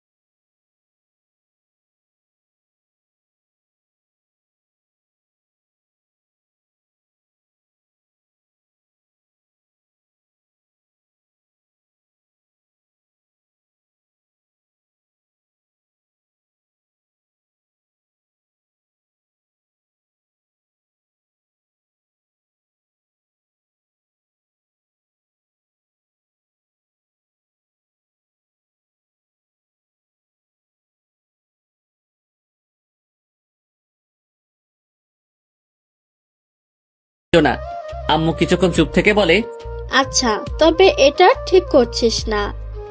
কথাটা বলেই আম্মু ছাদ থেকে নিচে চলে যেতে লাগলো। পরের দিন সকালে নাস্তা করে রিয়া তার বান্ধবীর বাড়ি যাওয়ার জন্য রওনা হয়ে গেল। তারপর প্রায় বিকেলের দিকে বাসায় আসলো। রিয়া বাসায় আসতেই আমি আড্ডাখানার উদ্দেশ্যে বেরিয়ে পড়লাম। আড্ডাখানায় যাওয়ার পথে আমার এক স্কুল ফ্রেন্ড ইকবালের সাথে দেখা। আরে সাত, তুই কেমন আছিস? ভালোই, তোর কি অবস্থা? হ্যাঁ ভালো। তা তোকে তো দেখাই যায় না, থাকিস কোথায়? আরে দোস্ত, ভৈরব হাজী আহমদ কলেজে অ্যাডমিট হয়েছিলাম। এখন তো বাসা থেকে গিয়ে প্রতিদিন কলেজ করা সম্ভব না, আর নানার বাড়ি তো ভৈরবে, তাই নানার বাড়িতে থেকেই পড়াশোনাটা চালাতে হচ্ছে। ও আচ্ছা। তারপর বল, তোর কি অবস্থা? শুনলাম বিয়ে করে নিয়েছিস, তা মামা ভাবিটাকে তো দেখালি না। তোর ভাবিকে তো আগেই দেখেছিস। মানে? রিয়াই তোর ভাবি। কি? তার মানে তুই যার সাথে রিলেশনে গিয়েছিলি? হুম। কিন্তু আমি তো সকালের দিকে খালার বাসা থেকে আসার সময় রিয়াকে দেখলাম অন্য একটা ছেলের সাথে একই রিক্সায় ঘুরে বেড়াচ্ছে। ওর কথাটা শোনা মাত্রই ভেতরটা কেমন যেন কেঁপে উঠলো। আরে না, কি বলিস? রিয়া তো রিয়ার বান্ধবীর বাসায় গিয়েছে, তুই হয়তো ভুল দেখেছিস। আরে না বেটা, আমার নিজ চোখে দেখেছি। তাহলে হয়তো ওর কোনো আত্মীয় টাত্মীয় হবে। আচ্ছা দোস্ত, তাহলে চল আড্ডাখানায়। না এ দোস্ত, আমার একটু বাজারের ভেতরে কাজ আছে। ও আচ্ছা ঠিক আছে, ভালো থাকিস। তুইও। তারপর আমিও আড্ডাখানার উদ্দেশ্যে পা বাড়ালাম। মাথাটা কেমন যেন ঘুরছে। তাহলে রিয়া কি আমাকে মিথ্যা বললো? ও কি কারোর সাথে রিলেশনে জড়িয়ে গিয়েছে? না না, এটা কিভাবে সম্ভব? ও তো এমনটা করলে অন্তত আমি টের পেতাম না। কিছুই ভাবতে পারছি না, সবকিছু যেন মাথার উপর দিয়ে যাচ্ছে না, কিছুই ভালো লাগছে না। তাই আড্ডাখানায় না গিয়ে আবারও বাসার দিকে পা বাড়ালাম। বাসায় পৌঁছে আমার রুমে যেতেই দেখি রিয়া বিছানায় শুয়ে টিভি দেখছে। আমি টিভি রিমোটটা হাতে নিয়ে টিভিটা অফ করে দিতেই রিয়া বলে উঠলো, কি ব্যাপার, টিভি অফ করলো কেন? চেয়ারে বসতে বসতে, তুমি তোমার কোন ফ্রেন্ডের বাসায় গিয়েছিলে? কেন? জানতে চাচ্ছি আর কি। আমি তোমার সব প্রশ্নের উত্তর দিতে বাধ্য নই। হ্যাঁ সেটাই তো, কারণ আমার সব প্রশ্নের উত্তর দিতে গেলে তো তোমার সব কুকর্ম ধরা পড়ে যাবে। কি বাজে কথা বলছো? তুমি তোমার কোনো মেয়ে ফ্রেন্ডের বাসায় যাওনি। তুমি কার সাথে ঘুরতে বের হয়েছিলা? কোনো নাগরের সাথে? দেখো স্যার, তুমি কিন্তু সীমা অতিক্রম করছো। আমি আফরিনের বাসায় গেছিলাম, ও অসুস্থ। তুমি আফরিনকে কল দিয়ে জানতে পারো। পকেট থেকে মোবাইলটা বের করে আফরিনকে কল দিলাম। কল রিসিভ হতেই, আসসালামু আলাইকুম। ওয়ালাইকুম আসসালাম। ভাইয়া কেমন আছেন? জি বোন, ভালো। শুনলাম তুমি নাকি অসুস্থ। জি ভাইয়া, একটু সিক। আচ্ছা, রিয়া তোমাকে দেখতে যাওয়ার কথা বলছিল, ও কি তোমার ওখানে গিয়েছিল? জি ভাইয়া, সকালে এসেছিল। ও আচ্ছা, ঠিকঠাক সময় মেডিসিন খেয়ে নিও। রাখছি তাহলে। তারপর লাইনটা কেটে দিতেই, এবার বিলিভ হয়েছে তো? দেখো, আমাদের আর কিছুদিন পরেই ডিভোর্স হয়ে যাবে। এর আগে আমি আর কোনো ঝামেলা চাচ্ছি না। কথাটা বলেই রিয়া রুম থেকে বেরিয়ে গেল। আমারও ভালো লাগছিল না, তাই বিছানায় শুয়ে পড়লাম একটু বিশ্রামের জন্য। কিন্তু মাথা থেকে একটা বিষয় কিছুতেই যাচ্ছে না। ইকবাল কি তাহলে সত্যি ভুল দেখলো? 21 দিন পর, রাত প্রায় 3টা, কোন এক অজানা কারণে ঘুমটা ভেঙে গেল। হঠাৎ বিছানার দিকে চোখ যেতেই দেখি রিয়া বিছানায় নেই। কি ব্যাপার, এত রাতে রিয়া কোথায় যাবে? মুহূর্তের মধ্যে আবার ভাবলাম হয়তো টয়লেটে গিয়েছে। কথাটা ভেবেই আবার চোখের পাতা বন্ধ করে ঘুমানোর চেষ্টা করলাম। কিন্তু রহস্যময় ব্যাপার হলো, আমার কেন যেন মনে হচ্ছিল কিছু একটা ঝামেলা আছে। না, একটু সজাগ থেকে দেখি তো। টয়লেটে গেলে তো 15 মিনিটের বেশি লাগার কথা না। 20 মিনিট হয়ে যাবার পরও রিয়ার কোনো খোঁজই নাই। বিছানা থেকে উঠে দৃঢ় পায়ে আসতে হাসতে টয়লেটের দরজার কাছে গিয়ে দরজায় কান রাখতে যা শুনলাম তা শোনার জন্য মোটেও প্রস্তুত ছিলাম না। ভেতরে যা ঘটছে, রিয়া সম্ভবত কারোর সাথে সম্পর্কে জড়িয়ে গিয়েছে, আর তার সাথে মোবাইলে কলের মাধ্যমে কথা বলছে। বাবু, তুমি একদম টেনশন করো না তো। সাদের সাথে আমার ডিভোর্সটা হয়ে গেলেই আমরা বিয়ে করে নেব। কি বলো তুমি এইসব? আমি টেনশন করবো না তো কে করবে? তোমাকে অন্যের ঘরে রেখে আমি কিভাবে টেনশন মুক্ত থাকি তুমি বলো? আমি বুঝি তোমার কষ্ট হয়, কিন্তু আমিও তো তোমাকে ছাড়া ভালো নেই। আর মাত্র 2 মাস 9 দিন, তারপরে আমরা এক হয়ে যাব। না, কথাগুলো আর শুনতে পারছি না। দরজার কাছে কানটা সরিয়ে নিলাম। ভেতরটা কষ্টে আর ঘৃণায় ফেটে যাচ্ছে। আমি কিনা তাকে হারানোর যন্ত্রণায় শেষ হয়ে যাচ্ছিলাম। দরজার সামনে দাঁড়িয়ে আছি, প্রায় 10 মিনিট হয়ে গেছে। কিছুক্ষণ পরে রিয়া টয়লেট থেকে বের হতেই আমাকে দেখে চমকে গেল। ভয়ার্ত চেহারা নিয়ে রিয়া আমার দিকে এক দৃষ্টিতে তাকিয়ে আছে। কিছুক্ষণ পরেই রিয়া টয়লেট থেকে বের হতেই আমাকে দেখে থমকে গেল। ভয়ার্ত চেহারা নিয়ে রিয়া আমার দিকে এক দৃষ্টিতে তাকিয়ে আছে। কি ব্যাপার, এত ভয় পাচ্ছ কেন? কিছু হয়েছে? কই না তো। ওর কাছে গিয়ে, আরে কি হয়েছে আমাকে বলো, ভয় পাইছো? আরে ভয় পেও না, আমি আছি তো, যাও গিয়ে শুয়ে পড়ো। আপনারা কি ভাবছেন এত বড় একটা কাহিনী হয়ে গেল আর আমি ওকে কিছুই বলিনি? কেন? কারণ আমি এই কাহিনীটা অনেক আগে জেনে গিয়েছি। যেদিন ও প্রথম আমাকে ডিভোর্সের কথা বলেছিল, ওই দিনই আমার সন্দেহ হয়েছিল যে কিছু তো একটা গন্ডগোল আছেই। তারপর ইকবালের কথাটা শোনার পর আমার সন্দেহটা আরো তীব্র আকার ধারণ করলো। তারপর রিয়ার ফ্রেন্ড আফরিনকে কল দেওয়ার পর রিয়া আমার সাথে রাগ দেখিয়ে রুমের বাইরে যাওয়ার পর আমি আবারও আফরিনকে কল দিয়েছিলাম। আর আফরিনকে আমি বলি যে, আফরিন, রিয়া কখন বাসায় আসবে? সে কি, রিয়া তো সে কখন চলে গিয়েছে, এখনো বাসায় পৌঁছায়নি। রিয়া তোমার বাসা থেকে কয়টার দিকে বের হয়েছে? এই তো দুপুরে লাঞ্চের পরেই, এই ধরেন 2টার দিকে হবে। ও আচ্ছা, আমি ওকে মোবাইলে ট্রাই করেছিলাম আর কি, কিন্তু পাইনি। আমি তো একটু বাইরে, বাসায় গিয়ে দেখি ও আসছে কিনা। এই যে পাঠক সাহেবেরা, মিথ্যা বলছি বইলা আবার রাগ কইরেন না। বাইরে মাঝে মাঝে সত্যিটা সামনে বের করার জন্য কিছুটা মিথ্যা বলতে হয়। ও আচ্ছা, ও হয়তো বাসায় চলে গিয়েছে, আপনি টেনশন করেন না। আর আমি ওর নাম্বারে ট্রাই করে দেখছি। না না, টেনশনের কিছু নাই, ও বাসাতেই আছে। আম্মু এখন মেসেজ দিয়ে বলল। তারপর আফরিনের কলটা কেটে দিয়েই সেদিন রাতে রিয়ার মোবাইলের কল লিস্ট চেক করে রিয়ার বয়ফ্রেন্ডের নাম্বারটা আমার মোবাইলে নিয়ে নিলাম। তারপর ওই হারামজাদারে কল দিয়া কৌশলে ওর ঠিকানা নিয়ে নিলাম। আর তারপর ওর ব্যাপারে গোপনীয়ভাবে খোঁজ নিয়ে জানতে পারলাম ওই হালায় আস্ত একটা ঢপবাজ। হালার অনেকগুলো গার্লফ্রেন্ড আছে, আর এই হালার পো হালার লাইগা আমার কিছু অবুঝ পাঠক ভাইয়েরা আজ সিঙ্গেল। যাই হোক, ওই হালার বেস্ট ফ্রেন্ডের থেকে জানতে পারলাম ও নাকি অনেক আগে থেকে রিয়াকে পছন্দ করত। আর আমার সাথে যখনই রিয়ার রিলেশন হয়ে যায়, আর তখন ওই হালায় প্ল্যান করে রিয়ার কাছে আমার কিছু মিথ্যা ইনফরমেশন দিয়ে আমাকে রিয়ার কাছে খারাপ সাজিয়ে আমার সাথে রিয়ার ব্রেকআপ করিয়ে নেয়। আর তারপর রিয়ার একাকিতার সময়গুলোতেও ও পাশে থাকার অভিনয় করে ওর দুর্বলতার সুযোগ নিয়ে ওকে প্রপোজ করে। রিয়ার ভরসার হাত হয়ে রিয়ার পাশে দাঁড়ানোর আশ্বাস দেয়। আর রিয়াও ব্যাককেলের মতো ওর ফাঁদে পাড়া দিয়ে দেয়। আর ওই হারামজাদার নামটা হচ্ছে রোহান। আর রোহানের ফ্রেন্ডের সাথে কথা বলে যতটুকু জানতে পারলাম, রিয়া নাকি আমাকে অসম্ভব ভালোবাসতো, কিন্তু রুহাইন্নার দেওয়া কিছু ভুল ইনফরমেশনের জন্য ও আমাকে ছেড়ে যেতে বাধ্য হয়েছিল। আর সবকিছু জানার পরও আমি এখনো কেন চুপ আছি, রিয়াকে কেন সবকিছু বলে দিচ্ছি না, এই প্রশ্নটা আপনাদের মনে করে নাড়ছে তো? দেখেন, আমি যদি এখন রিয়াকে সবকিছু বলে দেই তাহলে রিয়া আমাকে বিশ্বাস নাও করতে পারে। তাই আমি আর আমার হারামি দুইটা বেস্টু লইয়া একখান সেই লেভেলের প্ল্যান তৈরি করলাম।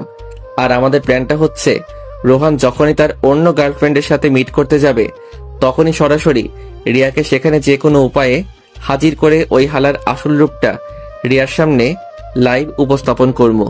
এই যে পাঠক ভাইয়েরা, আপনারা আবার কাউকে এই প্ল্যানের কথা কইয়েন না, তাইলে রোহাইন্না জেনে গেলে সব প্ল্যান ভেস্তে যাইব। এখন তাড়াতাড়ি ভিডিওতে একটি লাইক কমেন্ট করেন তো। তারপর রিয়া কেমন ভাবে যেন আমার দিকে বারবার পিছনে ফিরে তাকাতে তাকাতে রুমে গিয়ে কাচুমাচু হয়ে শুয়ে পড়ল। আর এই যে আমিও যাই একটু ঘুমাই গিয়ে। আপনাদের সাথে কথা বলতে বলতে এমনিতেই আমার সাদের ঘুমের 12টা বেজে গিয়েছে। Good night. তারপর প্রায় 3 দিন পর আমরা আমাদের প্ল্যানের সফলতার দ্বারপ্রান্তে পৌঁছালাম। মানে আজকে রুহাইন্না তার আরেকটা গার্লফ্রেন্ড লইয়া কিশোরগঞ্জ নেহাল পার্কে অবস্থান করিতেছে। আর আমিও রিয়ারে কল দিয়া কইলাম, রিয়া, তোমার আব্বু কিশোরগঞ্জ নেহাল পার্কের সামনে অ্যাক্সিডেন্ট করেছে, তুমি এক্ষুনি ওখানে চলে আসো। আর তারপর প্রায় 13 মিনিট পরেই রিয়া ওখানে এসে হাজির। তারপর দৌড়াতে দৌড়াতে আমার কাছে এসে বলল, স্যার, আব্বু কোথায়? আরে শান্ত হও, তোমার আব্বুর কিচ্ছু হয় নাই। মানে তাহলে আমাকে যে বললা আব্বু অ্যাক্সিডেন্ট করেছে? মানেটা আমার সাথে আসলেই বুঝতে পারবা। তারপর রিয়ার হাত ধরে নেহাল পার্কে প্রবেশ করে রোহানের পিছন থেকে আমি রিয়াকে ওর কাছে নিয়ে গিয়ে, দেখো তো চিনতে পারো কিনা তোমার এই নাগরকে, যার মিথ্যে মায়া জড়িয়ে গিয়ে আমাকে ভুল বুঝে ছেড়ে গিয়েছিলে, আবার এখন বিয়ের পরও আমাকে আবার ছেড়ে যাচ্ছ এই ভণ্ডটার জন্য। রিয়া রোহানের সামনে যেতেই রোহানের গালে একটা ঠাস করে শব্দ শুই না বুঝতে পারলাম অ্যাকশন ডাইরেক্ট কেলানিতে চইলা গেছে। ওই হালা, তোর জন্মের ঠিক আছে? তুই নাকি আমার জন্য 13 নদী পার কইরা আমাকে সেফটি দিতে পারবি? এই তার নমুনা? তুই আমাকে কেন ঠকাইলি? তারপর রিয়া পাশে রাখা একটা আইক্কাওয়ালা বাস লইয়া রোহাইন্নারে ইচ্ছা মতো কেলাইতে লাগলো। অবস্থা বেগতিক দেখা রোহাইন্নার সাথে রোহাইন্নার গার্লফ্রেন্ডটাও বেইমানি কইরাল্লো। রিয়ার সাথে যোগ করিয়া রুহাইন্নারে কেলাইতে লাগিল। আর আমিও সেই লেভেলের ভাব লইয়া ক্যামেরাম্যান সাইজ্জা সব অ্যাকশন কাহিনীগুলা শুট করিতে লাগিলাম। তারপর অবস্থা বেগতিক দেইক্ষা আমি রিয়া আর ওই মাইয়াডার কাছে গিয়ে কইলাম, বইন রে, তোরা এই অবুজ পোলাডারে আর মারিস না, বেচারি মইরা যাইব। তারপর দেখলাম মহিলা দুইটা আমার দিকে বাঁশ লইয়া আগাইতে লাগিল। আমি করুণ অবস্থায় পড়িয়া কইলাম, বইন রে, ওই হালারে মার ইচ্ছা মতো মার, তোরা মারতে থাক, আমি তোদের লাইগা ঠান্ডা পানি লইয়া আইতাছি। ইস, বইন দুইটা একেবারে হাঁপাইয়া গেছে। তারপর ফট কইরাই একেবারে হোসাইন বোল্টের গতিতে হাইটটা হাইটটা ঠান্ডা পানি সন্ধানে রওনা হইয়া গেলাম। তারপর পানি লইয়া যেই পৌঁছালাম, দেখি মাইয়া দুইটা রোহান্নারে মাইরা একেবারে হোতাইয়া দিছে। আমি দৌড়াইয়া গিয়ে রোহান্নারে কাছে গিয়ে কইলাম, হাই হাই, তোমরা ওরে মেরে ফেলছো নাকি? উল্টো আরো ওই দুই মহিলা কইল, মেরে ফেলছি, ভালো করছি, নয়তো আরো অনেকগুলো মেয়ের জীবন ও নষ্ট করতো। তারপর রুহাইন্নারে তাড়াতাড়ি অ্যাম্বুলেন্সে কইরা মেডিকেলে পাঠাইয়া ওই মহিলা ডারে ওর বাড়িতে পাঠাইয়া আমার সাথে মহিলা ডারে আমার সাথে লইয়া বাড়ির উদ্দেশ্যে ভাগা দিলাম। বাড়িতে আইসা ফ্রেশ হইয়া যেই আমার রুমে গেলাম, দেখি মাইয়া আমার সেই লেভেলের দুঃখী ভাব লইয়া চোখের জল ঝরাইতেছে। আমি ওর কাছে গিয়ে, রিয়া প্লিজ কান্না করো না, যা হবার তা তো হয়ে গেছে। তুই না হয় আমারে ভালোবাসিস নাই, তাই একটা মেয়ের সাথে রিলেশন করতে যাইতে পারছিলি, কিন্তু রুহাইন না, তোরা ছেলের জাতিটাই খারাপ। একটু আগে কি বললা? আমি অন্য কারোর সাথে রিলেশনে গিয়েছিলাম মানে? হ্যাঁ, আমার কাছে প্রুফ আছে। প্রুফ কোথা থেকে দেখাবে? আমি তো রিয়া ছাড়া অন্য কারোর সাথে সম্পর্কে যাইনি। কি, কোথায় দেখাও তো। ওর মোবাইলে একটা ভিডিও দেখিয়ে। এই মেয়েটা কে? আমি ভালো করে লক্ষ্য করে বুঝতে পারলাম এটা আদ্রিতা। ও আমার ফ্রেন্ড মামুনের ছোট বোন। এটা তো আদ্রিতা। কয় নাম্বার জিএফ এটা? What are you mad? এটা আমার ফ্রেন্ডের ছোট বোন বাসায় যাওয়ার জন্য রাস্তায় দাঁড়িয়েছিল রিক্সার জন্য। তো আমিও তখন তাদের বাসার ওই দিকে যাচ্ছিলাম, তাই ওকে ওর বাসায় নামিয়ে দিয়েছি। মিথ্যা কেন বলো? তোমার ওর সাথে রিলেশন আছে। দেখ ভাই, আমি তোর সত্যিটাই বলছি। এখন তুই বিশ্বাস করলে করতে পারিস, আর অবিশ্বাস করলেও করতে পারিস। তোর বিশ্বাস বা অবিশ্বাসে আমার কিচ্ছু যায় আসে না। হ্যাঁ, সেটাই তো।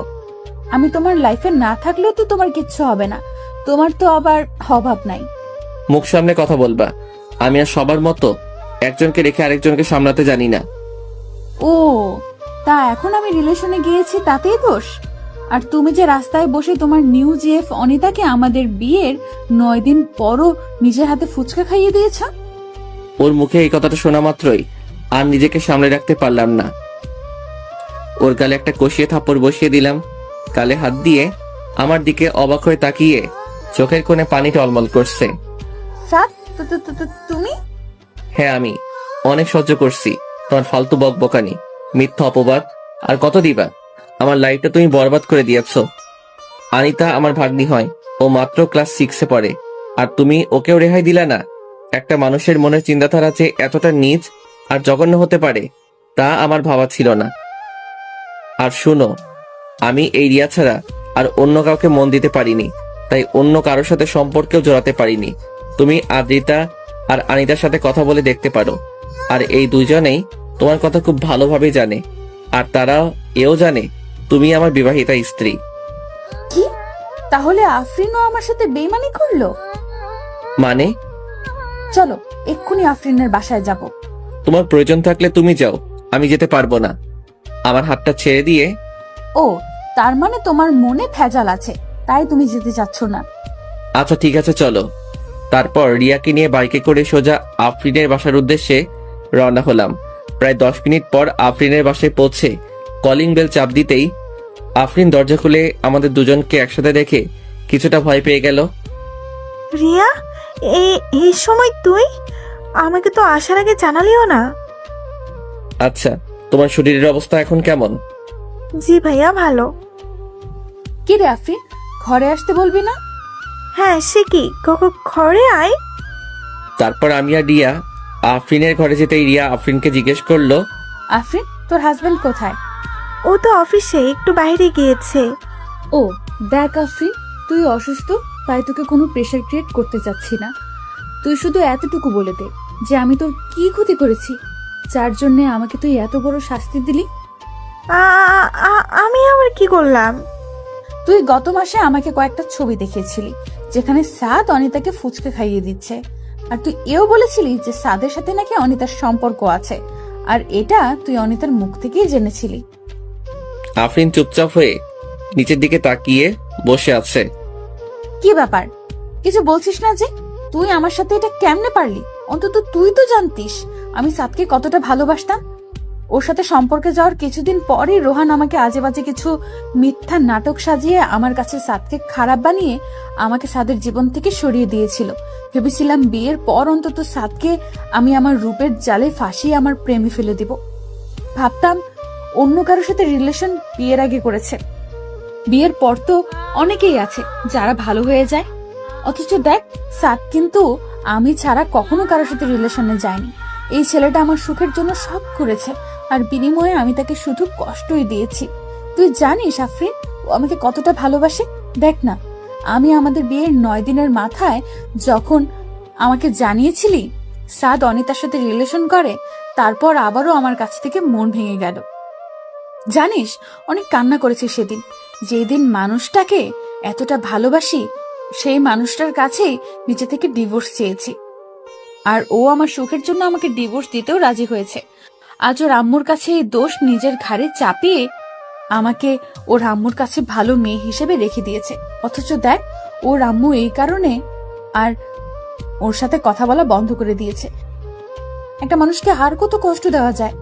আচ্ছা আফরিন, তোর উপর আমার কোনো প্রতিশোধ নেওয়ার ইচ্ছে নেই, শুধু এইটুকু আমি জানতে চাই, আমি তোর কি এমন ক্ষতি করেছিলাম যার জন্য তুই আমাকে এত বড় শাস্তি দিলি? এখানে তোর কোনো দোষ নেই, এখানে পুরো অপরাধটাই আমার। গত মাসে তোর ভাই কিডনির সমস্যার জন্য মেডিকেলে ভর্তি করিয়েছিলাম। হ্যাঁ, সেটাই তো আমি জানি। কিন্তু তুই এটা জানিস না, ওকে সুস্থ করে তুলতে আমার তখন 10 লাখ টাকার মতো লাগতো। জানিস, আত্মীয় স্বজনদের মধ্যে কারোর কাছে তখন 1 টাকাও পাইনি। আমরা তো মধ্যবিত্ত, কোথা থেকে এত টাকা জোগাড় করবো বল? আর অন্যদিকে সাপির মৃত্যুর মুখে ঢলে পড়ছিল প্রতিটা মুহূর্তে। রিয়া, তুই আমাকে শাস্তি দে। বিশ্বাস কর, সাত ভাই অনেক ভালো, আর তুই অনেক ভাগ্যবতী একটা মেয়ে যে 7 ভাইয়ের একটা মানুষকে তোর লাইফ পার্টনার হিসেবে পেয়েছিস। রিয়া, জানিস, এই টাকার জন্য যখন আমার দিশাহারার মতো অবস্থা, তখন আমার কাছে একটা বাজে প্রস্তাব আসে, আর সেই প্রস্তাবটা নিয়ে এসেছিল রোহান। ও তখন বলেছিল, যদি আমি তোর চোখে সাদকে খারাপ বানিয়ে তোদের আলাদা করতে পারি, তাহলে রোহান আমাকে 10 লাখ টাকা দেবে। আর আমিও আমার স্বামীকে বাঁচানোর জন্য এত বড় একটা খারাপ কাজ করতে রাজি হয়েছিলাম। তুই শুধুমাত্র টাকার জন্য? ছি, তুই আমাকে বলতে পারতি, আমি তোকে টাকা দিতাম। আমাকে মাফ করে দে, আমি খুব বড় অন্যায় করে ফেলেছি। আফরিনের কথায় কান্না দিয়ে আমার হাত ধরে বলল, সাথ চলো, বাসায় যাব। তারপর রিয়াকে নিয়ে বাসায় চলে আসলাম।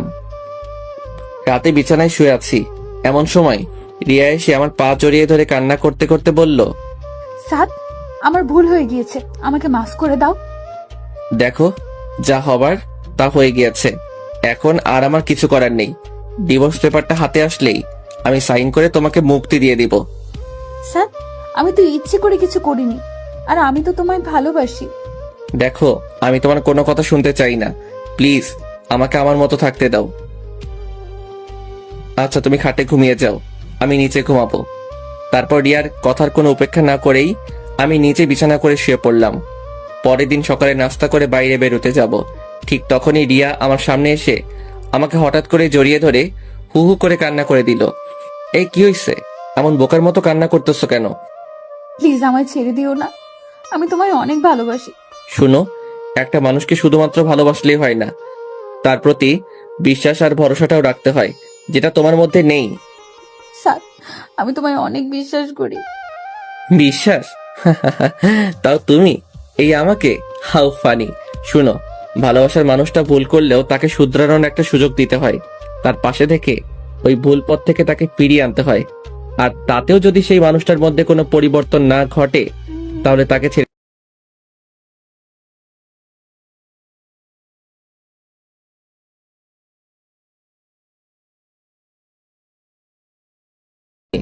কই আমাকে তো তুমি মাফ করনি। আমি যে তোমায় বলেছিলাম আমার আম্মু হার্টের রোগী, আমার আম্মু এটা সইতে পারবে না। তুমি আমাকে ডিভোর্স দিও না, আমি তোমার সব কথাই শুনবো, তোমার কোনো প্রকার কষ্টের কারণ হব না। আমাকে তো তুমি একটা সুযোগও দাওনি। আচ্ছা, আমি তো কোনো ভুল করিনি, তাও তুমি আমার শাস্তি দিয়েছ। আচ্ছা, তুমি ফিরিয়ে দিতে পারবে আমার কষ্টের সেই রাতগুলো? ফিরিয়ে আনতে পারবে আমার আর আম্মু সেই বন্ধু মোহন সম্পর্কটাকে? আমার আম্মুর চোখের জলের মূল্য তুমি রিয়া দিতে পারবে? আমার আম্মু তো কোনো ভুল করেনি, তোমাকে সে নিজের মেয়ের থেকেও বেশি ভালো আর ভরসা করত। আর সে মানুষটার চোখের পানিও তোমার হৃদয়টাকে নরম করতে পারেনি। আমাকে তুমি যে শাস্তি দেবে আমি মাথা পেতে নেব, তবুও আমাকে ছেড়ে দিও না প্লিজ। আই এম সরি, তোমার শাস্তি একটাই, তুমি আমার জীবন থেকে চলে যাও। কথাটা বলেই আমি আমার বাইরে চলে আসলাম। রুবেলকে আর হাবিবকে কল দিয়ে আড্ডাখানায় আসতে বলে আমিও আড্ডাখানায় চলে গেলাম। তারপর ওদের সাথে আড্ডা দিয়ে দুপুরের দিকে বাসায় ফিরে গোসল করে দুপুরের খাবার খেয়ে একটু বিশ্রাম নিচ্ছিলাম। তখনই খেয়াল করলাম রিয়া রুমে বসে নীরবে চোখে জল ফেলতেছে। হঠাৎ করে কেমন যেন একটু মায়া হলো। আমি উঠে তার কাছে গিয়ে বসলাম। তারপর ওকে বললাম, দেখো রিয়া, কান্না করলে আর এখন কোনো লাভ হবে না। এত সুন্দর চেহারাটা শুধু শুধু খারাপ করো না। আমি একদিকে কান্না করতেছি আর তুই মজা লস? লেখোকা, আমি মজা লইলাম কই? আমি তো তোমাকে ভালো উপদেশ দিচ্ছি। দেখো, তোমার এই সুন্দর চেহারাটা নষ্ট হয়ে গেলে আর কেউই তোমার দিকে ফিরেও তাকাবে না। আর রোহানের মতো ছেলেরা তোমাকে পাওয়ার আকাঙ্ক্ষাও করবে না। তখন তোমার কি হবে? প্লিজ কান্না করো না। তুমি থাকো তোমার উপদেশ নিয়ে। কথাটা কইয়াই এক বদনা রাগ আমার দিকে ছুঁড়ে মাইরা আর এক বস্তা রাগ তাহার সাথে লইয়া ছাদের উদ্দেশ্যে ভাগা দিল। যা বাবা, বেশি কষ্ট দিয়ে ফেললাম না তো? নিশ্চয়ই এখন ছাদে গিয়ে ফুপিয়ে ফুপিয়ে কান্না করবে। থাক, কষ্ট পাক গিয়ে। সে কষ্ট পাইলে আমার কি? একটু কষ্ট করে বোঝুক, অন্য কাউকে কষ্ট দিলে তা সহ্য করতে তা কতটা কষ্ট হয়। তারপর আমিও হাত পা ছাইরা দিয়া সেই লেভেলের একটা ঘুম দিলাম। বিকেলের দিকে ঘুম ভাঙলো রুবেলের কলের রিংটং এর আওয়াজে। কিরে? কি রে বেটা, কই তুই? বাসায় ঘুমাইতেছি। তাড়াতাড়ি ঘুমটা পকেটে লয়ে আড্ডাখানায় আয়। আচ্ছা ভাই, মই আইতে আসি। তারপর বিছানা থেকে উঠে ফ্রেশ হয়ে আড্ডাখানার উদ্দেশ্যে বেরিয়ে পড়লাম। তারপর হারামিগুলোর সাথে আড্ডা শেষ করে রাতে বাসায় ফিরলাম। রাতের খাবার শেষ করে যেই খাবার টেবিল থেকে উঠতে যাব, ঠিক তখনই লক্ষ্য করলাম রিয়া খাবার শুধু নাড়াচাড়া করছে, কিন্তু খাচ্ছে না। রিয়া, খাচ্ছ না কেন? আমার দিকে করুণ দৃষ্টিতে তাকিয়ে বলল, আমার খেতে ইচ্ছে করে না। মা, আমার তোমার কিছু হয়েছে? শরীর খারাপ? না বাবা, আমি ঠিক আছি। বিকালে হালকা কিছু খেয়েছি তো, তাই ক্ষুধা মরে গেছে। আচ্ছা, জোর করে খেয়ে নাও। কথাটা বলেই আমি আমার রুমে এসে কানে হেডফোন গুঁজে গান শুনতে শুনতে ঘুমিয়ে পড়লাম। 3 দিন পর রাতে বিছানায় শুয়ে আছি। এমন সময় রিয়া আমার কাছে এসে বলল, আমার কিছু বলার ছিল। বলো। তুমি তো বলো ছেড়ে যাওয়া না, মানিয়ে নেওয়াটাই ভালোবাসা। তাহলে তুমি আমাকে এখন ছেড়ে দিচ্ছ কেন? দেখো, তুই যদি ভুল করতে বা আমায় শুধুমাত্র ছেড়ে যেতে, তাহলে আমি তোমায় মানিয়ে নিতাম। কিন্তু তুমি তো আমাকে শুধু ছেড়ে যাওনি, আমাকে দিনের পর দিন ঠকিয়েছো। বিয়ের আগে না হয় আমাকে কিছু না বলেই তুমি ছেড়ে গিয়েছিলে, কারণ আমি শুধুমাত্র একাই কষ্ট পেতাম। কিন্তু বিয়ের পর তুমি শুধু আমাকে ছেড়ে যাচ্ছিলে না, ছেড়ে যাচ্ছিলে আমার মা বাবা সবাইকে। তাদের বিশ্বাসের বুকে তুমি নিজ হাতে ছুরি চালিয়েছ। তারপরও আমি সবকিছুই মেনে নিতাম, কিন্তু তুমি আমাকে ছেড়ে গিয়ে অন্য কারোর সাথে সম্পর্কে জড়িয়ে গিয়েছো। আচ্ছা, কখনো যদি আমার ফ্যামিলির কেউ জানতে পারে তুমি আমাকে রেখে অন্য একটা ছেলের সাথে, ছি, তোমার এই সুন্দর চেহারাটা দেখলেও এখন আমার অসম্ভব ঘৃণা হয়। আর তুমি কথায় কথায় বলো তুমি আমায় ভালোবাসো। আচ্ছা, এটা কি সত্যি ভালোবাসা? তুমি কোথাকার কোন ছেলের কথায় আমাকে অবিশ্বাস করে ফেললে? আমাকে একটাবার অন্তত জিজ্ঞেস তো করতে পারতে। আর আমাকে জিজ্ঞেস না করলেও তো তুমি অন্তত একটু খোঁজ নিয়ে তো দেখতে পারতে। তুমি আমায় অন্য একটা মানুষের কথায় হুট করে ছেড়ে দিলে। তা কাল যে অন্য কেউ এসে তোমাকে একটা বানিয়ে মিথ্যা প্রুফ দেখাইলো, আবার আমাকে ছেড়ে যাবা না, তার কোনো ভরসা তো নেই। আগে ভালোবাসার মানুষটাকে বিশ্বাস করতে শেখো, নয়তো জীবনে সবটুকু ভালোবাসা উজাড় করে দিলেও তুমি তার সাথে কখনোই সুখী হবা না। সুখটা হচ্ছে আমাদের নিজের রুচির আর বিলাসিতার উপর নির্ভর করে। যার রুচি আর বিলাসিতা যত কম, তার সুখ ততই বেশি। যাও, অনেক রাত হয়েছে, ঘুমিয়ে পড়ো। আচ্ছা, আমাকে কি কখনো তুমি মাফ করবে না? রিয়া ঘুমাও গিয়ে, অনেক রাত হয়েছে। তার মানে আমাকে তুমি মাফ করবেই না? রিয়া প্লিজ ডিস্টার্ব করো না তো, ঘুমাও প্লিজ। পরের দিন বিকেলের দিকে হারামিগুলোর সাথে আড্ডা দিতেছি, এমন সময় আম্মুর কল পেয়ে অনেকটাই চমকে উঠলাম। আম্মু আমার সাথে রিয়া আর আমার ডিভোর্সের কথাটা জানার পর আর আমার সাথে কথা বলেনি, আর আজ কল দিয়ে দিল। আমি তাড়াহুড়ো করে কলটা রিসিভ করতেই ওপাশ থেকে আম্মু ভয়ার্থ কণ্ঠে বলে উঠল, সাদ, বাসায় আয় এক্ষুনি। রিয়া কেমন যেন করছে, মনে হয় উল্টোপাল্টা কিছু খেয়েছে, ওর অবস্থা খুবই খারাপ, তুই তাড়াতাড়ি আয়। আমি আর এক মুহূর্তের জন্য দেরি না করেই বাসার উদ্দেশ্যে দৌড় দিলাম। আমার এমন পাগলামো দেখে রুবেল আর হাবিবও আমার সাথে সাথে দৌড় দিল। কি হয়েছে? আমি কিছু বলতে পারছি না, শুধু দৌড়াচ্ছি। সাদ প্লিজ, কি হয়েছে বল। প্লিজ তোর আমার সাথে আয়, রিয়ার কি যেন হয়েছে। তারপর বাসায় পৌঁছে যে রিয়ার কাছে গেলাম, দেখি ওর মুখ দিয়ে লাল বের হচ্ছে আর অনেক বমি করতেছে। ওকে আমি কোলে নিতেই ওর হাত থেকে বিষের একটা ছোট সরে পড়ল। সর্বনাশ হয়ে গেছে, রিয়া তো বিষ খাইছে। সাদ আমি গাড়ি বের করছি, তুই রিয়াকে বাইরে নিয়ে আয়। তারপর রিয়াকে কোলে নিয়ে গাড়িতে উঠিয়েই মেডিকেলের উদ্দেশ্যে রওনা হলাম। মেডিকেলে পৌঁছেই তাড়াহুড়ো করে রিয়াকে ইমার্জেন্সিতে ভর্তি করালাম। আমি অপারেশন থিয়েটারের বাইরে বসে আছি, এমন সময় আব্বু এসে আমার কাছে এসে আমার পিঠে হাত রেখে, চিন্তা করিস না বাবা, সব ঠিক হয়ে যাবে। হ্যাঁ, ওর কিছু হয়ে গেলে আমি ওর আব্বু আম্মুকে কি জবাব দেব? এই তুই এভাবে বলছিস কেন? সব ঠিক হয়ে যাবে তো। তাই যেন হয়। প্রায় ঘন্টাখানেক পরেই অপারেশন থিয়েটার থেকে ডক্টর বেরিয়ে আসলো। আমি ডক্টরের কাছে গিয়ে জিজ্ঞেস করলাম, ডক্টর রোগীর কি অবস্থা? আপনারা সঠিক টাইমে নিয়ে আসতে পেরেছেন, তাই রুগীর তেমন কোনো প্রবলেম হয়নি। রুগী ঠিক আছে, আপনি চাইলে একা গিয়ে ওনার সাথে দেখা করতে পারেন, তবে লক্ষ্য রাখবেন রুগী যেন বেশি কথা না বলে। তারপর আমি রিয়ার কাছে যেতেই দেখি রিয়া নিথর হয়ে বেডে শুয়ে আছে। আমি ওর কাছে গিয়ে ওর কাছে বসে ওর মাথায় হাত বুলাতে বুলাতে বললাম, এখন কি কিছুটা ভালো লাগছে? তুমি এই বোকামোটা না করলেও পারতে, যদি একটা কিছু হয়ে যেত। তাহলে তো ভালোই হতো, সবাই মুক্তি পেয়ে যেত। আমার মতো মেয়েদের এই পৃথিবীতে না থাকাই ভালো, অন্তত আমার জন্য অনেকগুলো মানুষের জীবনের সুখগুলো হারিয়ে যেত না। তোমরা মেয়েরা একটা জিনিস খুব ভালো পারো, সেটা কি জানো? অভিমান। এই অভিমানটা কখনো অন্য কারোর উপর দেখিয়ে বেশ কয়েকটা মানুষের জীবন বিপাকে ফেলে দাও, আবার কখনো নিজের উপর দেখিয়ে বোকার মতো নিজেকে শেষ করে দাও। আচ্ছা, তোমরা কি এটা পারো না যে যেই ভুলগুলোর জন্য আজকে তোমার জীবনটাকে শেষ করে দিতে হচ্ছে, নিজের অভিমানটাকে কাজে লাগিয়ে সেই ভুলগুলো শুধরে নিতে পারো না? একটা কথা সবসময় মনে রাখবে, হেরে যাওয়া না, লড়াই করে বেঁচে থাকার নামই জীবন। আমি কার জন্য লড়াই করব, কার জন্য বেঁচে থাকবো? আমার সবকিছুই যে আমি শেষ করে দিয়েছি। দেখো রিয়া, জীবনে সবকিছু যেখানে শেষ হয়ে যায় সেখান থেকে আবার নতুন করে শুরু করতে হয়। তুমি রেস্ট নাও, আমি ডক্টরের সাথে একটু কথা বলে আসতেছি। কথাটা বলেই আমি ডক্টরের কাছে যাওয়ার জন্য যেই পা বাড়ালাম, তখনই রিয়া আমাকে পেছন থেকে ডাক দিল। সাদ, পিছনে ফিরে ওর দিকে তাকিয়ে বলো, তুমি আমার আব্বু আম্মুকে এই ব্যাপারে কিছু জানিও না প্লিজ, আমি আর কাউকে কষ্ট দিতে চাই না। আচ্ছা তুমি রেস্ট নাও, তোমার আব্বু আম্মু কিছু জানবে না। তারপর ডক্টরের সাথে কথাবার্তা বলে যতটুকু বুঝতে পারলাম, অন্তত 3 দিন রিয়ার মেডিকেলে অ্যাডমিট থাকা লাগবে। রাত প্রায় 2টা। আমি রিয়ার পাশে বসে বেডের উঁচু মাথাটায় হাত দিয়ে তার উপর মাথা রেখে ঘুমিয়ে গিয়েছি। রিয়ার ঝাঁকুনিতে ঘুম ভাঙলো। আমি হন্তদন্ত করে উঠে চোখ কসলাতে কসলাতে বললাম, তোমার কি খারাপ লাগছে? আমার দিকে অসহায়ের মতো তাকিয়ে বলল, আমার না খুব ক্ষুধা লেগেছে, আমাকে কিছু খেতে দাও না। আমার বুকের ভেতরটা অজানা মায়ায় হুট করে কেঁপে উঠল। ওর এই খাবার চাওয়ার ভঙ্গিমাটা এতটাই করুণ আর কষ্টের ছাপ বজায় রাখছিল। ইচ্ছে হচ্ছিল নিজের কলিজাটা ওকে দিয়ে দেই, কিন্তু ও তো এখন চাইলেই খেতে পারবে না। ডক্টরের পারমিশন ছাড়া খাওয়াতে গেলে অনেক বড় ধরনের কোনো অ্যাক্সিডেন্ট ঘটে যেতে পারে।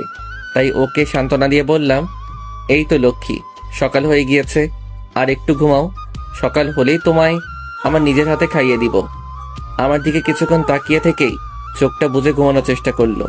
তারপর সকালে ডক্টর আসার পর রিয়াকে চেক আপ করে ডক্টর জানালো যে দুপুরের দিকে তাকে খাওয়ানো যাবে, তবে খুব অল্প পরিমাণ খাবার খাওয়াতে হবে। তারপর আমি রিয়ার কাছে যেতেই রিয়া বলল, তুমি টেনশন করো না তো, ডক্টর যা বলেছে আমি সব শুনেছি। আমি এখন একটু ঘুমাই, আর তুমি খেয়ে নাও। না খেয়ে খেয়ে কতটা শুকিয়ে গিয়েছো। আচ্ছা তুমি ঘুমাও, আমি খেয়ে নেব নে। না, তুমি এক্ষুনি খাবা, যাও খেয়ে নাও। আমি ঘুমাচ্ছি। কি হলো? তুমি ঘুমাও, আমি খেয়ে নেব। কথাটা বলে আমি রিয়ার কপালে একটা চুমু এঁকে দিয়ে ওর মাথায় হাত বুলাতে লাগলাম। কিছুক্ষণ পরই খেয়াল করলাম রিয়া ঘুমিয়ে গিয়েছে। এই পরিটা চেহারাটা এই কয়েকদিনের ব্যবধানে একেবারে রানু মণ্ডলের আকার ধারণ কইরা লাগছে। পরের দিন রিয়াকে মেডিকেল থেকে বাসায় নিয়ে গেলাম। রাতে খাবার খেয়ে রুমে এসে শুয়ে বিশ্রাম নিচ্ছি। এমন সময় রিয়া আমার কাছে এসে বলল, এ কি, তুমি নিচেই বিছানা করছো কেন? আমি তো নিচেই ঘুমাবো। তুমি কি আমায় কখনোই ক্ষমা করবে না? সেটা সময় হলে বুঝতে পারবে। এখন ঘুমাও। আর শোনো, আশা করি মৃত্যুর স্বাদটা যে কতটা কঠিন আর ভয়ানক সেটা কিছুটা হলেও আন্দাজ করতে পেরেছো। আমি জানি এমন বোকামি আর কখনো করবা না। যাও ঘুমিয়ে পড়ো। লক্ষ্য করলাম রিয়া আর কিছু না বলে চুপচাপ শুয়ে পড়লো। তারপর এইভাবেই চলে গেল বেশ কিছুদিন। আমাদের ডিভোর্সের আর মাত্র 9 দিন বাকি আছে। বিকেলের দিকে ছাদে বসে প্রকৃতিটাকে উপভোগ করছিলাম। এমন সময় লক্ষ্য করলাম রিয়া একটা ব্ল্যাক শাড়ি পরে ছাদে আসলো। তারপর আমার কাছে গিয়ে বলল, দেখো তো আমায় কেমন লাগছে। খুব ভালো। রিয়া শুনো। বলো। দেখো, আমি তোমাকে একটা কথা বলবো করে আর বলা হচ্ছে না, কিন্তু এই কথাটা তোমার জানাটা খুব জরুরি। তুমি কষ্ট পাবে ভেবেই এতদিন তোমাকে এই কথাটা বলি নাই। কি এমন কথা? আসলে তুমি আর আমাকে পাবে না, কারণ এখন আমি অন্য কারো। তুমি যেদিন রুহানের সাথে মিট করতে গিয়েছিলে, আমি ওই দিনই তোমার সব কাহিনী জেনে গিয়েছিলাম। আর তারপরই আমার এক কলেজ ফ্রেন্ড রুহি আমার সব কথা কিভাবে যেন জানতে পারে। আর ও আমাকে কলেজের শুরু থেকেই নাকি পছন্দ করত, কিন্তু ভয়ে কখনো বলতেও পারে নাই। তারপর আমার এই অসহায়ত্বের কথা জেনে ও আমাকে আমার সারা জীবন পাশে থাকার আশ্বাস দেয়। ভাবলাম তুমি তো আর আমার নেই, লাইফে ভালো থাকার জন্য অন্তত কাউকে তো প্রয়োজন। আর মেয়েটা অনেক নম্রভদ্র, এক কথায় যে কারোর মনের মতো। তাই আমিও রাজি হয়ে গিয়েছিলাম। দেখো রিয়া, আমার আর কিছু করার ছিল না। আমি নিজেকে সামনে নেওয়ার কোনো মাধ্যমই খুঁজে পাচ্ছিলাম না। তাই অনেক ভেবেচিন্তে রুহির প্রপোজালে রাজি হয়ে যাই। রিয়া প্লিজ, তুমি আমাকে ভুলে যাও। আমি রুহিকে ঠকাতে পারবো না। স্তব্ধ হয়ে আমার দিকে তাকিয়ে আছে। মুখে কোনো আওয়াজ নেই, আছে শুধু একরাশ হতাশা আর চোখের জল। ও রিয়া আর কিছু না বলেই ছাদ থেকে নিচে চলে যেতে লাগলো। বেচারি নিশ্চয়ই এখন রুমে গিয়ে ফুপিয়ে ফুপিয়ে কান্না করবে। তারপর দেখতে দেখতেই আরো 4টা দিন কেটে গেল, আর মাত্র 5টা দিন। তারপরই আমার আর রিয়ার রাস্তা আলাদা, দুজন দুই দিকে। কেউ কাউকে চাইলেই দেখতে পারবো না, চাইলেই তার সাথে ঝগড়া করতে পারবো না। কেউ আর আমাকে জ্বালাবেও না। আমারও আর কারো জন্য সময় মতো বাসায় ফিরতে হবে না। আমরা দুজনেই মুক্ত হয়ে যাব। কারোরই কোনো ধরনের প্যারা থাকবে না, থাকবে না কারো অভিযোগ। আচ্ছা, আমরা দুজন আলাদা হলেই কি সব ঠিক হয়ে যাবে? আমরা সত্যি দুজন দুজনকে ছাড়া হ্যাপি থাকবো? কথাগুলো আমাদের বাসার করিডোরে দাঁড়িয়ে ভাবছি। ঠিক তখনই কারো ঠান্ডা আর শীতল হাতের স্পর্শে পিছনে ফিরে তাকাতেই দেখি আম্মু। আম্মু তুমি? হ্যাঁ আমি। তোরা তো নিজেদের ইচ্ছেতেই আলাদা হয়ে যেতে চাচ্ছিস। আচ্ছা, তোরা আলাদা হয়ে গেলে কি ভালো থাকবি? তোদের সমস্যাটা কি জানিস? কি? তোদের ইগো। এই ইগোটাকে তোরা প্রাধান্য দিতে গিয়ে তোরা নিজেরাই হেরে যাচ্ছিস, আর জিতে যাচ্ছে ইগো। একটু ভেবে দেখিস, রিয়া এই পর্যন্ত যা যা করেছে আমি সব কিছুই জানি। মানে তুমি কি জানো? রোহানের ব্যাপার থেকে শুরু করে সবকিছুই জানি। তবে মেয়েটা না বুঝে ভুল করে ফেলেছে, তাই বলে তুই ওর মতো ভুল করবি? কথাটা বলেই আম্মু রুমের দিকে পা বাড়ালো। আমারও কেন যেন কিছু ভালো লাগছিল না, তাই রুমে গিয়ে একটু ঘুমানোর চেষ্টা করলাম, কিন্তু কিছুতেই ঘুম আসছিল না। এমন সময় রিয়া এসে বলল, তুমি কি ফ্রি আছো? কিন্তু কেন? না মানে একটু আমাদের বাসায় যাবা? আব্বু আম্মুকে খুব দেখতে ইচ্ছে করছে। কিছুদিন পরেই তো একবারের জন্য তোমার আব্বু আম্মুর কাছে চলে যাবে। এই কথাটা বলতে গিয়েও কেন যেন বলতে পারলাম না। আচ্ছা, কখন যাবে? মুখে মলিন হাসি বজায় রেখে বলল, বিকেলে। আচ্ছা ঠিক আছে। তারপর বিকেল হতেই রিয়াকে নিয়ে ওর বাসার উদ্দেশ্যে রওনা হলাম। গাড়িতে বসে আছি, এমন সময় রিয়া আমাকে বলে উঠল, স্যার। এইটা হয়তো আমাদের বাসায় তোমার শেষ যাওয়া, তাই না? হয়তো। আচ্ছা, তোমার হাতটা একটু ধরতে পারি? আমি রিয়ার দিকে তাকাতেই দেখি ও কান্না করতেছে। ধরো। আর শুনো, এখন আর কান্না করে কোনো লাভ হবে না, নিজেকে সামলে নেওয়ার চেষ্টা করো। বিলিভ করো, আমি না অনেক ট্রাই করেছি, কিন্তু আমি কি করব, আমি যে পারছি না। সময় নাও, আস্তে আস্তে সব ঠিক হয়ে যাবে। কিছুক্ষণ পরেই আমরা আমাদের গন্তব্যে পৌঁছালাম, মানে আমার শ্বশুর বাড়িতে। শ্বশুর বাড়িতে যেই পা রাখলাম, আমার মহামান্য শ্বশুর মশাই আমাকে দেখিবা মাত্রই মুখে এক গাঁটটি হাসি বজায় রাখা আমার দিকে এগোতে এগোতে বলল, আরে আমার জামাই বাবা আসছে, তা এতদিন পর আমার কথা মনে পড়লো? আব্বাজান, আমার তো আপনার কথা প্রতি মুহূর্তেই মনে পড়ে, তাই তো আপনাকে দেখতে চলে এলাম। তা আব্বাজান, আপনি ভালো আছেন তো? বাবা, তুমি চলে আসছো না, এখন তো এমনিতেই ভালো থাকুন। যাও বাবা, ফ্রেশ হয়ে রুমে গিয়ে একটু বিশ্রাম করে নাও। তারপর শাশুড়ি আম্মার খোঁজ খবর নিয়েই ফ্রেশ হয়ে রুমে এসে বিশ্রাম নিচ্ছি। এমন সময় আমার শাশুড়ি আম্মা আইসা আমার আব্বু আম্মু সহ আমার 14 গোষ্ঠীর খোঁজ খবর লইয়া আবারও আমার একা রুমে থইয়া আমার শাশুড়ি আম্মা ভাগা দিল। তারপর ঘন্টাখানেক শ্বশুর বাড়িতে কাটাইয়া আবারও রিয়ারে লইয়া আমাদের বাসার উদ্দেশ্যে রওনা হইলাম। পরের দিন আর মাত্র 2 দিন, এই 2টা দিনই আমি আর রিয়া একসাথে থাকতে পারবো। তারপরই সব শেষ। দুপুরের দিকে মোবাইলের কলের রিংটংটা বেজে উঠতেই দেখি রুবেলের কল। কি রে? সাদ, তুই এক্ষুনি একটু আমাদের আড্ডাখানায় আয় তো। এখন আসতে পারবো না, আমার ভালো লাগছে না। দোস্ত, খুব জরুরি দরকার, প্লিজ তুই আয়। কি যেন কিভাবে বলে দিলাম। আচ্ছা ঠিক আছে, আসতেছি। তারপর হাতে টি শার্টটা নিয়ে আড্ডাখানার উদ্দেশ্যে বেরিয়ে পড়লাম। ওখানে যেতেই দেখি রুবেলের সাথে রিয়ার আব্বু বসা। আমি রিয়ার আব্বুর কাছে গিয়েই, আব্বা আপনি এখানে, তো বাসায় চলেন। উনি দাঁড়িয়ে আমার কাঁধের উপর হাত দিয়ে একটা দীর্ঘশ্বাস ছাড়ে। না বাবা, বাসায় যাব না। সে কি, কেন? তুমি অন্তত আমাকে জানাতে পারতে, তোমরা নিজেদের ইচ্ছা অনুযায়ী আলাদা হয়ে যাচ্ছ। আব্বা, আপনি এসব কেমনে জানলেন? কালকে রিয়াকে দেখে কেমন যেন মন মরা লাগছিল। পরে দেখলাম যে রিয়া ওয়াশরুমে গিয়ে কান্না করতেছে। আমার তখনই সন্দেহ হয় তোমাদের মধ্যে কিছু একটা হয়েছে। তারপর খোঁজ খবর নেওয়ার পর জানতে পারলাম তোমরা আলাদা হয়ে যাচ্ছ। আচ্ছা, তোমাদের সমস্যাটা ওটাও আমি জানতে চাই না, শুধু আমার কষ্টটা এখানেই তোমরা আমাদের কিছু না জানিয়েই। দেখো বাবা, আমি জানি আমার মেয়ের সাথে কেউই সুখী হতে পারবে না, কিন্তু তোমাকে দেখে আমি ভরসা পেয়েছিলাম অন্তত তুমি আমার মেয়েকে বুঝতে পারবা, তাকে কখনো ছেড়ে যাবে না। আচ্ছা, আমার একটা তাড়া আছে, আমি যাচ্ছি। আব্বা শুনেন, রিয়ার আব্বু আমার কথায় কান্না দিয়ে গাড়িতে উঠে উনার মতো উনি চলে গেল। আমিও কোনো কিছু ভাবতে পারছি না কি থেকে কি হয়ে গেল। পরের দিন রিয়াকে নিয়ে উকিলের অফিসের উদ্দেশ্যে রওনা হয়েছি। আজকেই হয়তো আমাদের বিশ্বটা আলাদা হয়ে যাবে। আর মাত্র কয়েকটা মিনিট আমরা স্বামী স্ত্রী হিসেবে থাকব। লক্ষ্য করলাম রিয়া স্তব্ধ হয়ে গাড়িতে বসে আছে, মুখে একটু হাসি নেই, আছে শুধু হাহাকার, বিষাদের যন্ত্রণার ছাপ। মেয়েটা নিজেও কখনো ভাবিনি তাকে একদিন এমন একটা কঠিন পরিস্থিতির শিকার হতে হবে। গাড়ি থেমে যাওয়ার আওয়াজে বাইরে তাকাতে দেখি আমরা আমাদের গন্তব্যে চলে এসেছি। গাড়ি থেকে নেমে রিয়াকেও নামতে বললাম। তারপর রিয়াকে নিয়ে উকিলের অফিসে ঢুকতেই উকিল সাহেব আমাদের বসতে বললেন। তা আপনাদের মতামত কি? রিয়ার দিকে তাকাতেই দেখি ও আনমনা হয়ে মানসিক রোগীর মতো স্তব্ধ হয়ে আছে।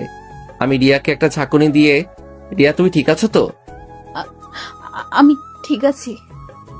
উকিল সাহেবকে উদ্দেশ্য করে, আমরা এই 3 মাসে যতটুকু বুঝতে পারলাম আমরা কখনোই আলাদা হয়ে ভালো থাকতে পারবো না, সো আমরা ডিভোর্স চাচ্ছি না। আমার মুখে এই কথাটা শোনা মাত্রই রিয়া হা হয়ে আমার দিকে তাকিয়ে আছে, মনে হচ্ছে আমাকে ও এর আগে কখনো দেখেই নাই।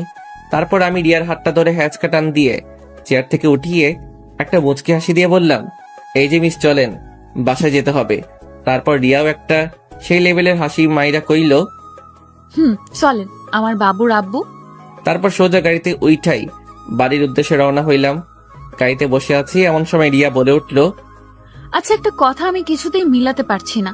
কি কথা? তুমি রুহির কি হবে গো? লেখকা, তাই তো। আচ্ছা সমস্যা নাই, তোমার সতীন বানাইয়া নিমু।